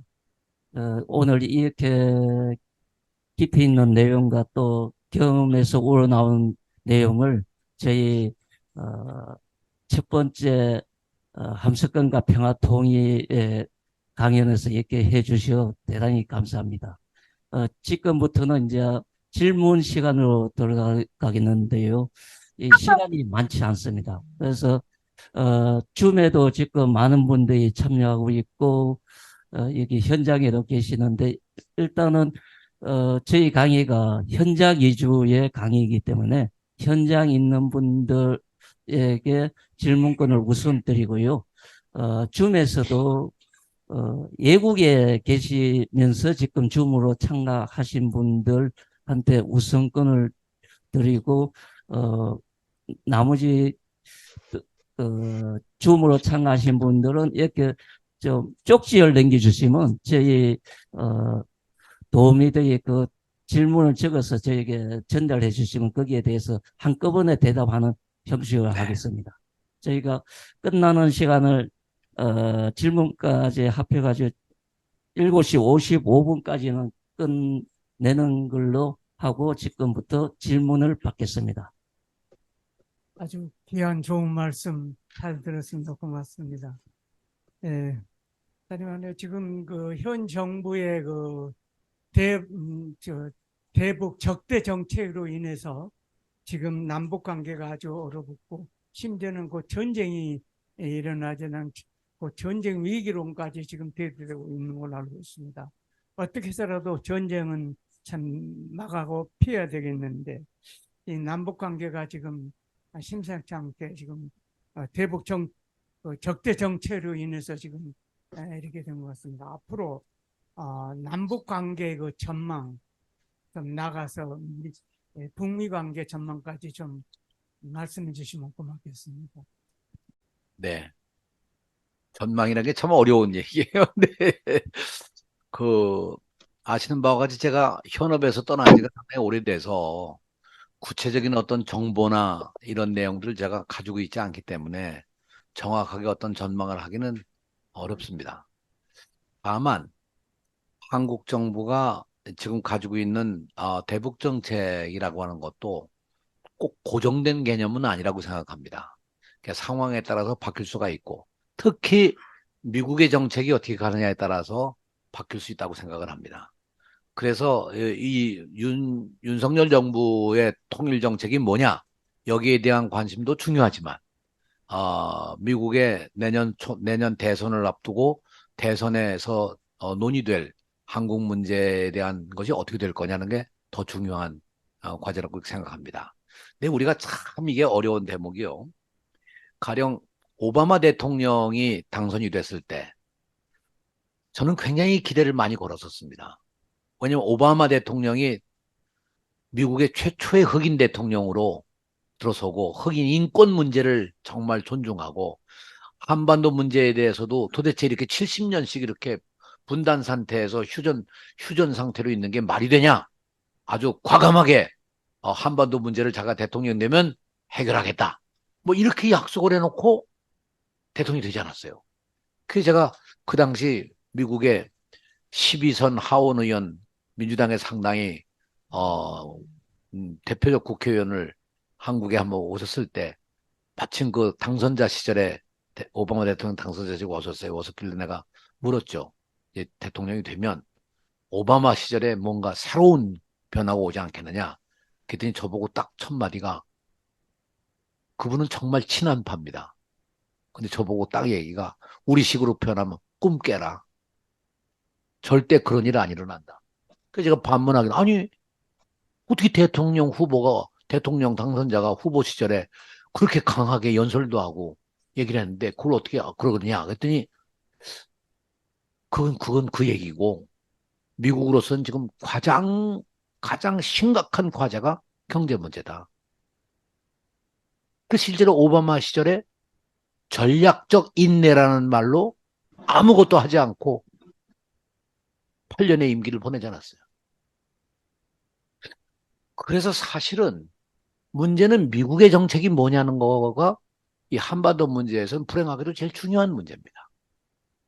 그래서 제가 아까도 저 말씀을 드리면서 6.15 공동선언에 우리 민족끼리 힘을 합쳐 주도적으로 해나간다는 얘기는 우리 힘으로 하자는 얘기가 아니라 남북이 힘을 모아서 미국의 정책도 바꾸고 국제사회의 정책도 바꾸고 그 양쪽에 정말 국민들이 생각하는 그런 것도 좀 바꿔나가고 그러면서 함께 노력하자는 그런 의미가 담겨져 있다고 저는 그렇게 봅니다. 그래서 너무 단기적으로 우리가 볼 게 아니라 조금 더 호흡을 길게 잡고 남북 문제를 보면서 가장 중요한 핵심이 어떻든 우리가 이구동성해야 될 일은 한반도에서 절대로 전쟁은 일어나면 안 된다. 그리고 한반도에 우리나라의 한반도에 우리 동족들은 함께 같이 살아야 한다 하는 이 전제가 대단히 중요한 거라고 생각합니다. 우리가 할 수 있는 일 범위 내에서 할 수밖에 없지 않겠습니까? 네. 저는 전망은 때는 오게 돼 있습니다. 네. 그게 좀 빨리 오느냐, 늦게 오느냐의 차이지, 때는 언젠가는 옵니다. 분명히 옵니다. 그때를 위한 준비가 우리에게 참 소중하고, 그래서 오늘 우리가 이렇게, 이 줌으로 참여하는 여기 여러분들도 그렇고, 지금 여기 보니까 19분이 지금 참가하고 계시는데, 참가하고 계신 분들고, 여러분들 이렇게 시간을 내셔서, 이 장마철 시작되는 날 그냥 이렇게 자리를 같이 하시는 것도 바로 그런 의미가 있다고 생각합니다. 네. 다른 분, 네. 예, 간단히 말씀드리겠습니다. 김정은과 트럼프의 하노이 회담이 결렬된 핵심 요인이 뭐라고 생각하시는지요? 그것도 제가 참 어려운 얘기인데요. 트럼프를 한번 만나본 일도 없고, 김정은 위원장도 제가 한 번도 본 일도 없고, 그래서 뭐라고 설명드리기는 어렵습니다만, 역시 그 미국의 정책적인 거는 미국의 여론입니다. 그 미국의 여론이라는 건 미국의 언론이 쥐고 있습니다. 우리도 마찬가지, 우리 여론이라는 게 언론이 쥐고 있는 거거든요. 언론이 여론을 반영시키니까요. 그런 의미에서 역시 트럼프 대통령이 한 발짝 싱가포르 선언 이후에 한 발짝 더 못 나간 가장 중요한 이유는 아마 국내적 여론이었을 겁니다. 그러면 그 여론을 왜 변화시키질 못했느냐 하는 것에 역시 북측의 책임도 있다고 봐요. 북측도 하노이 회담에 나올 때는 그야말로 새로운 문법을 가지고 나와야 되거든요. 과거의 문법이 아니고 이 새로운 문법을 가지고 나와야 되는데 역시 그거에 북한도 부족했고 미국은 미국대로 그랬던 거죠. 김정일 위원장의 경우에 그 회의에 대한 기대가 굉장히 컸다고 생각합니다. 그 회의의 과정 속에 사실 한국 정부의 역할도 전 부족하지 않았나 생각을 합니다. 이게 외교라는 거의 전쟁입니다. 치열하게 가서 붙들고 얘기를 해야 되고 그 얘기를 뭐 그냥 뭐 잘 부탁해 이런 정도로 될 일이 아니거든요. 우리 민족의 그야말로 생존이 달려있는 일인데 그런 치열함이 좀 부족하지 않았나 생각이 들어서요. 그때 실패 원인은 거기 있다고 생각합니다. 사람들은 그 뭐 미국의 그 코수염, 예, 존 볼턴 때문에 그랬다고 그러지만 저는 그렇게 생각하지는 않습니다. 존 볼턴이 무슨 뭐 혼자 개인의 힘으로 그걸 갖다가 뭐 막을 것도 아닌 거고요. 그런 얘기 당연히 있음직하고 존 볼턴이 등장했다는 것 자체가 그런 걸 깰 수 있는 무기가 우리들에게 있어야 되고 노력이 있었어야 되는 거죠. 존 볼턴 같은 이 미국의 신자유주의자들이, 대단히 세력이 큽니다. 그러니까 이 트럼프가 들어섰을 때도, 미국에는 대통령이 바뀐다고 해서, 그런 전문가들 세력들이 확 바뀌고 그렇지 않고, 민주당 정권이든, 공화당 정권이든, 특히 한반도 문제에 대해서는 별 차이가 없습니다. 우리가 그렇게 바라보고 가야 되는데, 아, 그런 걸 하기에 우리들이 좀 여러 가지 면에 부족한 거죠. 그거에 하나가, 아, 조금 더 우리 내부에 이 지속 가능한 정책들을 개발하는 민간연구소 같은 게 우리에게 좀 있어야 되는데, 그 민간연구소가 민간연구소 간에 연락을 해서 서로 조율도 하고 할 수 있어야 되는데, 미국에 있는 가령 뭐 보수적인, 그런 남북 관계를 다루는 헤리티지 재단 같은 재단이라든가, 진보적인 또 그런 연구소들과, 직접 거래를 하고 같이 할 수 있는 우리에게 그런 좋은 연구소가 없다는 게 안타까운 현실이죠.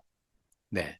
그래서 저는, 그때 아주 북한도 부족했고, 조금 우리들 쪽에서 싱가포르 회의까지 하면서 뭐 이 잘 되어 나가는 거 아니야? 나는 그냥 기대를 너무 했던 것이 그렇게, 네, 네, 좀 아니랬다는 게 맞는 말씀이죠. 네, 방금 그 트럼프가 아까 그 베트남 회담에서 마지막 결렬을 하잖아요. 그러면 차후 논의라든가 그런 것이 또 이루어져야 되는 게 마땅하지 않을까 싶은 생각이 들어요. 왜냐하면 미국 측에서 결렬을 했으니까. 그런데 아무런 논의가 없었어요. 그리고 오늘 강의하시는 중에도 2005년 육자회담을 통해서 9.19 선언이 채택됐지만 하루 만에 미국 측에 거부로 무산됐다 그렇게 되어 있거든요. 근데 사실 남북 간의 통일에 대해서는 우리가 결정권이 없지 않습니까? 6.25 때 보면 우리가 이승만 대통령이 반대, 우리 측 사인이 있지가 않아요. 그래서 아직까지 휴전인 건데, 저는 요즘에 러시아 우크라이나 전쟁을 봐도, 벌써 이미 경계선 그어지고 1년이 넘도록 계속 무기만 제공해주고, 그것도 좀 확실하게 좀 제공해줘서, 러시아를 좀 몰아내던가, 뭐 이래야 되는데, 계속 좀 어떻게 보면 무기만 계속 팔아먹는 거거든요. 주변 나토국들까지 전쟁의 위험이 있으니 또 미국 무기 사고. 그래서 제가 여쭙고 싶은 말씀은 미국의 진정성 문제입니다. 남북한의 통일에 그 사람들이 직접적으로 뭐 개입을 해서 뭔가를 이게 정말 통일을 해야 되겠다는 뭐 그런 의도가 있지 않겠죠. 대한민국 한반도 문제만 있는 게 아니기 때문에 그런 측면에서 참 우리 전 통일부 장관님께서 생각하시는 그 미국의 그 진정성 문제 또 그런 걸 사실은 하노이 회담 때도 미국 국민들이 실망했어요. 아무런 쇼 아니었냐? 어떤 그런 문제를 제기했는데 아까 말씀 중에는 미국 국민들의 정서를 말씀하셨는데 저는 그런 부분에 대해서는 조금 네, 제가 잘 모르는 부분이 있는 것 같습니다. 예. 네. 여기까지입니다. 사실 하노이 회담이 결렬되는 그 과정도 사실은 참 안타깝고 어떤 면으로는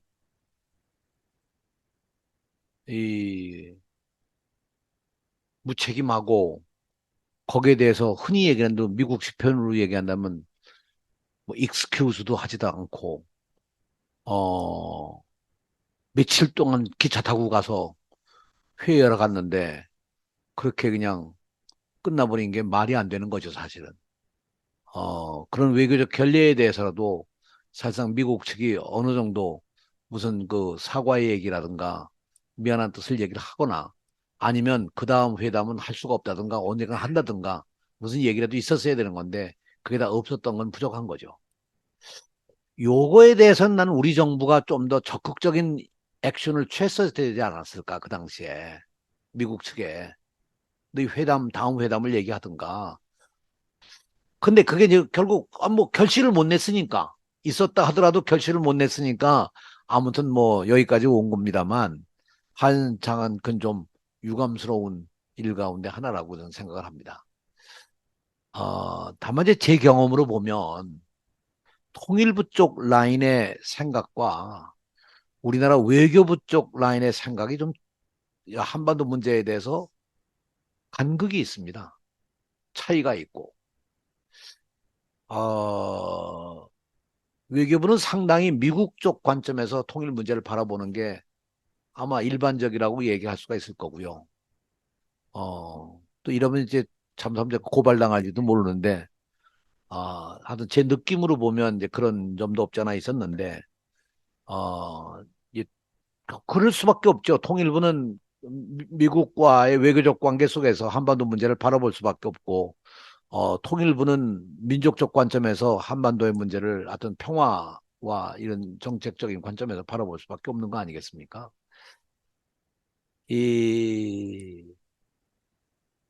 아까도 말씀드린 바와 같이 이 문제를 해결하려면 아무튼 우리 한국 정부가 보다 더 적극적으로 미국과의 중재 역할을 하고 해야 될 거예요. 근데 그걸 하더라도 국제사회라는 건 명분이 있어야 되거든요. 가령 지금 말씀하신 것처럼 과거에 그거 그냥 없던 일로 하고 다시 만나 이렇게 될 수 있는 문제가 아니거든요. 그렇잖아요? 그러니까 그때 일을 뭔가는 털어야 됩니다. 어떤 방법으로든. 그런 과정은 꼭 전 필요하다고 생각합니다. 그러니까 함석헌 기념사 앞에서 강력하게 그런 걸 요구를 할 수도 있을 거고 그런데요. 나는 제일 좋은 방법이 우리들이 이런 문제들에 대해서 앞으로도 이제 우리가 관심을 한번 늘 그런 얘기를 합니다만 이런 재단이나 이런 데가 좀 더 힘을 모으면 미국 대통령에게 직접 편지를 보내는 겁니다. 우리가. 한글로 써서 보낼 수도 돼요. 한글로 써서. 미스터 프레지던트 조 바이든 하고선 여기다 한국말로 나는 한국의 아무개입니다. 한반도의 문제에 대해서 과거에 트럼프 대통령도 이런 일이 있었는데 이렇게 지나가서 되겠습니까?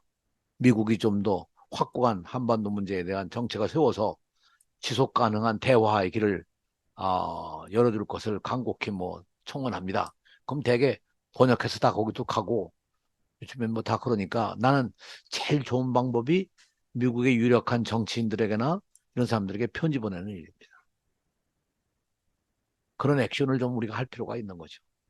지금 그 말씀대로 뭔가의 변화가 있어야 다시 모일 수 있는 게 되는 거죠. 그래서 내가 아까 마지막으로 그 한미 합동군사훈련이라든가 미국의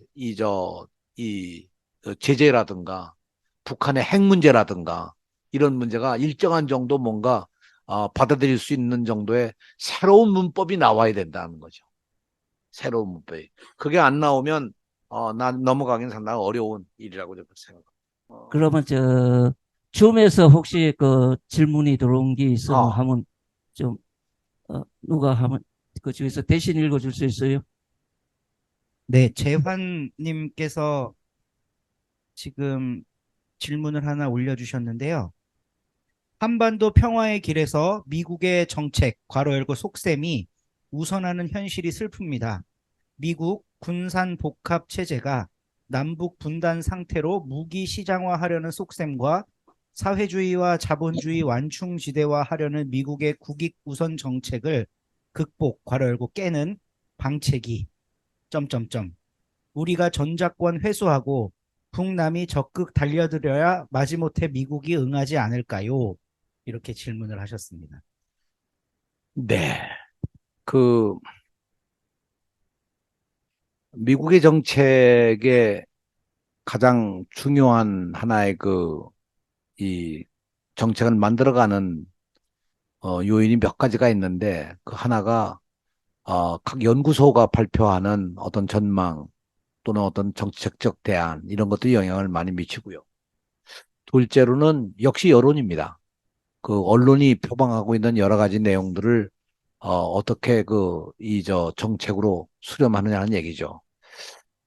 이 미국의 군산복합체가 갖고 있는 힘이라고 하는 거는 단순히 한반도 문제만이 아니라 미국 정치에도 굉장히 영향을 미치고 있기 때문에 미국 사회가 갖고 있는 근본적인 과제가 바로 이런 이제 힘의 논리거든요.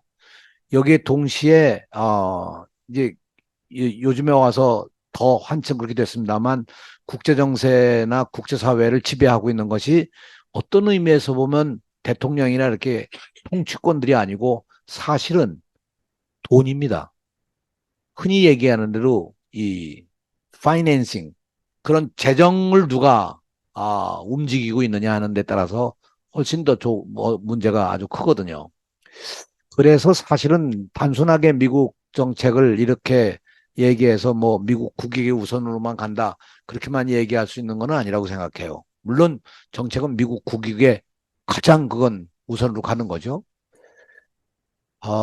전시작전권 얘기는 이건 참 슬픈 얘기입니다. 전시작전권이 넘어간 게 1950년 한국전쟁이 발발하고 나서 얼마 안 된 7월 초에 대전에서 이승만 대통령이 미군 사령관에게 넘깁니다. 전시작전권을요. 그래서 세계 전쟁사를 연구하는 사람들이 얘기하는 것이 세계 전쟁 역사에서 총 한 방 안 쏘고 한 나라의 전시작전이라고 하는 주권을 넘겨받은 역사는 그게 유일한 역사라는 거죠. 그때 넘어간 이후 지금까지 못 받아온 겁니다. 다시 말하면 전시작전 통제권이라는 것이 전시가 되면 전시의 작전 통제를 누가 하느냐? 우리나라 대통령이 하는 게 아니라 미국이 하는 거죠. 그러니까 사실상은 주권국가로서는 사실 부끄러운 일입니다. 그래서 노무현 대통령 때 그렇게 일정을 잡아서 저걸 우리가 다시 받아오는 걸로 그렇게 하다가 결국은 그게 무산되고 여기까지 이제 넘어온 거 아니겠습니까? 어떤 사람들은 그런 얘기를 해요. 우리가 북을 이길 수 있는 아주 그냥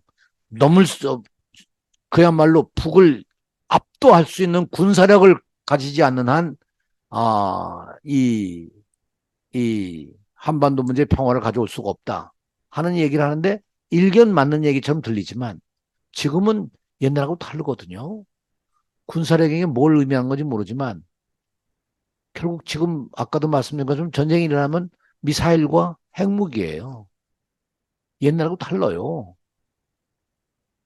그러니까 외국에서도 지금 현대전이라고 하는 것은 이제 항공모함이나 이런 게 딱 해안가에 와가지고 거기서 완전히 초토화시키고 그 다음에 공군이 뜨고 그 다음에 육군이 들어가는 그런 순서로 되는데 이게 결국 현대전에 있어서 이 무서운 전쟁입니다. 그러니까 나는 우크라이나 전쟁을 솔직하게 바라보면 저건 이기려고 하는 전쟁이 아니라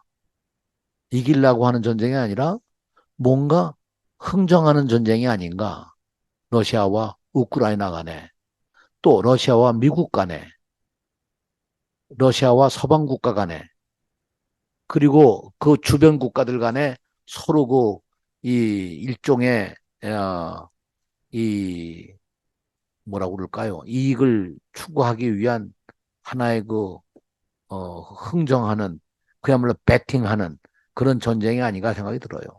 정말 이기려고만 대들면 어떤 무기는 못 썼겠어요? 러시아가 갖고 있는 뭐 핵무기도 뭐 어마어마한데요. 네. 근데 그렇습니다. 네, 시간상 마지막 꼭 질문하고 싶은 분 한 분만 받겠습니다. 제가 옥수 뭐, 질문은 아니고, 네. 안녕하세요. 질문은 아니고요. 네, 먼데서, 말씀하시죠. 예. 박상희 목사님이시고요. 네, 짧게 이야기해 주시면 감사하겠습니다. 네, 안녕하세요. 이재정 장관님. 아주 반갑습니다. 얘기 네. 잘 들었고요. 네. 오래간만에 얼굴 뵙는데, 목소리도 여전하시고 아주 내용을 쭉 이렇게 잘 이렇게 일목요연하게 말씀해 주셔서 너무 감사하고, 부탁이 있습니다. 그것은 과거나 현재 제한된 여건 속에서지만 보다 집중적으로 통일 문제에 관심을 가지시고 특별히 우리 CR 기념사업에서 추가하고 있는 함 선생님의 평화사상과 선생님이 가지고 있는 가치 살기 운동과 함께 결합해서 좋은 또 강의안들 만드셔서 저희 기념사업회 또 좋은 강의를 함께 해주셨으면 좋겠다 생각 들면서 너무 감사드리고요. 두 번째로는 우리 그 기념사업회 감사합니다. 아주 깨끗한 목소리로 이 멀리 태평양을 건너서 제가 새벽 5시 한 20분부터 들었거든요. 처음 시작은 못 들었어요. 그랬는데 아주 선명하고 어느 때보다도 정리된 분위기 속에서 우리 기념 강연회가 진행되니까 제가 가슴이 그냥 부풀고 희망이 생기고 그동안에 우리 기념사업회가 멈춰져 왔던 모든 길들이 새로 출발하는 게 아닌가 하는 기쁨이 있습니다. 앞으로 이재정 전에는 제가 교육감님 때 뵀죠. 경기도에서 제가 효수님 이소님 때문에 많이 귀찮게 해드렸었는데 제가 지금 미국에 와 있습니다. 앞으로 잘 부탁드리고 우리 기념사업회 감사드리면서 인사 마치겠습니다. 질문은 따로 갖고 있습니다. 읽어드려도 돼요? 읽으세요. 네. 우리 CR사상연구원의 우상범 선생님이 질문하신 건데요. 한미 군사훈련 축소를 아까 강의 중에 말씀을 하셨었는데 이제 최소한 보수의 입장에서는 이런 이야기를 신뢰할 수 없다고 이야기를 하고 있습니다. 북한도 마찬가지고 결국 신뢰의 문제인데 어떻게 구체적으로 서로 신뢰를 구축할 수 있을까요? 이렇게 질문을 남겨주셨습니다. 네, 대단히 그 중요한 내용입니다. 우리 우선 박상희 목사님 고맙습니다. 이렇게 화면으로도 뵙게 돼서 반갑습니다. 그리고 좋은 격려의 말씀해 주셔서 정말 고맙습니다. 저도 늘 과거 어떤 정상회담에 참여했던 사람으로서 또, 어쩌면 평생 이런 통일 문제에, 관여해온 사람으로서 그런 어떤 깊은 책임감도 느끼면서, 앞으로 제가 훨씬 더 열심히 좀 이 문제 의식을 가지고, 활동을 하려고 생각합니다. 두 번째 질문에 대해서, 이 한미 합동 군사훈련이라는 게 역사가 굉장히 깊어요. 처음에 옛날엔 팀 스피릿이라고 하는 걸로 시작이 돼가지고, 지금은 또 다른 이름으로 해서 뭐 몇 차례 이름이 바뀌고 해왔는데요. 언제든지 이게 양측에 아주 심각한 문제로 제기됐던 거예요. 북한과 남한 간에, 또 북한과 미국 간에, 이 군사훈련이라는 데 대한 긴장 관계가 없을 수가 없는 거죠. 북도 이거 합니다. 북도 중국과 합동 군사훈련도 하고 러시아와 합동 군사훈련도 합니다. 그래서 사실 한반도를 둘러싼 전 주변에 이런 문제를 어떻게 공동의 과제에서 더 이상 이런 살상 전쟁을 준비하기 위한 그런 훈련은 중단해야 된다 하는 합의를 이끌어낼 수 없을까 하는 것이 하나의 과제죠. 이것이 그 전쟁을 막는 거에 가장 중요한 하나의 전제라고 생각합니다. 또 하나는 이제 북이 주장이 그건데, 아니 전쟁 준비를 하고 전쟁 훈련을 막 하면서 한편에서 또 대화한다? 그게 얘기가 되냐? 하다못해 대화하는 동안이라도 중단해야 되는 게 아니냐? 이제 그런 거죠. 그 일리 있는 얘기 아니겠어요? 그죠? 한쪽에서 막 포탄 쏘고 전쟁 준비하면서 한쪽에서는 뭐 화해를 위한 대화를 하자. 뭐 그럴 수도 있겠죠. 이제 그건 뭐 그럴 수도 있겠지만 아무튼 이 문제는 굉장히 중요한 하나의 과제라서 섣불리 얘기하기는 어렵고 가령 보수 세력들이 우리에게 공격을 한다고 그러지만 예를 들어서 가령 군사력 면에서 우리가 우위에 있으니까 안보를 지켜나갈 수가 있고 그렇다. 나는 그런 면이 뭐 전 일정한 정도 있다고 생각합니다. 그러나 군사력으로 평화를 만든다는 얘기는 저는 거의 불가능한 얘기입니다. 저는 그건 이율배반적인 얘기죠. 그래서 우리가 이 전쟁을 막는다는 얘기 가운데 가장 중요한 얘기가 군비 축소의 얘기입니다. 그러니까 남북 간에 정말 대화를 하고 진지하게 뭘 만들어 나간다고 하면 정말 필요한 일 가운데는 군비 축소의 얘기까지 가야 된다는 거죠. 그래서 사실은 91년도에 남북 기본합의서에서 합의한 내용 가운데 가장 중요한 것이 한반도 비핵화의 원칙입니다. 이거는 김일성 주석도 공감을 해서 북한은 그걸 공식 문서화했고 우리는 공식 문서화는 못했지만 그래도 정부의 기본 입장으로 이제까지 견지되어 왔기 때문에 그런 면에서 예를 들어서 한반도 안에서 그 핵무기를 다 제거한다 하는 그런 원칙 아래 당시에 전국에 있는 우리 미사일 기지에 보관하고 있던 그런 핵무기가 다 미국으로 다시 돌아간 것도 그때 있었던 일입니다. 이제 그런 면에서 이 한미 군사훈련이라든가 하든 양측의 군사적 대립을 강화해 나가거나 그런 경쟁적인 관계로 가는 거를 막는 여러 방법들이 모색이 돼야 된다고 생각합니다. 네. 아주 오늘 저녁에 네, 여기 줌으로 들어와 있는 분들도 아주 감사한 일입니다만 여기 겨우 김밥 하나 드시고서 이렇게 네, 계시는 여러분들이 존경스럽습니다. 오늘 저녁에 제 얘기가 여러 가지 부족한 점이 많았으리라고 생각합니다만 그저 저는 하나의 문제 제기를 했다고 생각하고요. 다시 한번 우리가 함석헌 선생님의 말씀처럼 제 글의 맨 마지막에 쓴 겁니다만 생각하고 뜻을 세우고 말하고 행동하는 CR의 생명, 그 생명의 삶을 어떻게 우리가 성찰하고 우리의 삶 속에서 우리 역사 속에서 이걸 이루어갈 수 있을까 하는 것이 끊임없는 일이죠. 김대중 대통령께서는 행동하는 양심을 얘기하셨고요. 노무현 대통령께서는 깨어있는 시민의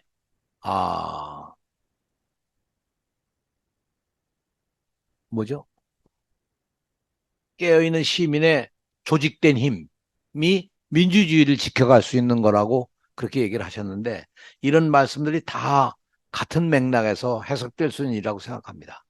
특히 함석헌 선생님은 굉장히 쉬운 단어를 가지고 우리가 일상적인 용어를 가지고 정말 우리들에게 깨우침을 주셔서 생각하고 뜻을 세우고 말하는 게 굉장히 중요합니다. 말 안 하면 소용없잖아요. 말하고 그리고 행동하는 그런 의미에서 참 저도 가끔 요즘도 시간이 나면 함석헌 선생이 옛날 강연하신 걸 다시 이렇게 들어보면 이번 기회도 좀 들어봤습니다만 역시 참 한 시대에 우리에게는 정말 소중한 선각자셨고 위대한 스승이라고 생각을 합니다. 그러고 보면 그 시대에 가령 뭐 함석헌 선생님, 문익환 목사님, 뭐 계운재 선생님, 리영희 선생님, 그 이외에도 우리가 거론할 수 있는 뭐 송건호 선생님 이런 여러 선생님들이 그 시대에 뛰어난 선각자로 계셨는데 요즘은 가만히 돌이켜보면 그런 분들이 안 계신 것 같아서 주변이 너무 좀 허전하고 안타깝고 그렇습니다. 오늘 저녁에 다시 한번 함 선생님을 생각하면서 우리 옷깃을 여미는 계기가 됐으면 좋겠다고 생각합니다. 고맙습니다. 네, 장마철이면서 오늘 집중호우가 오는 그런 날씨에도 이렇게 참가해 주시고 장시간 동안 이렇게 불편한 자리에서도 같이 함께 해주신 모든 분들에게 감사드립니다.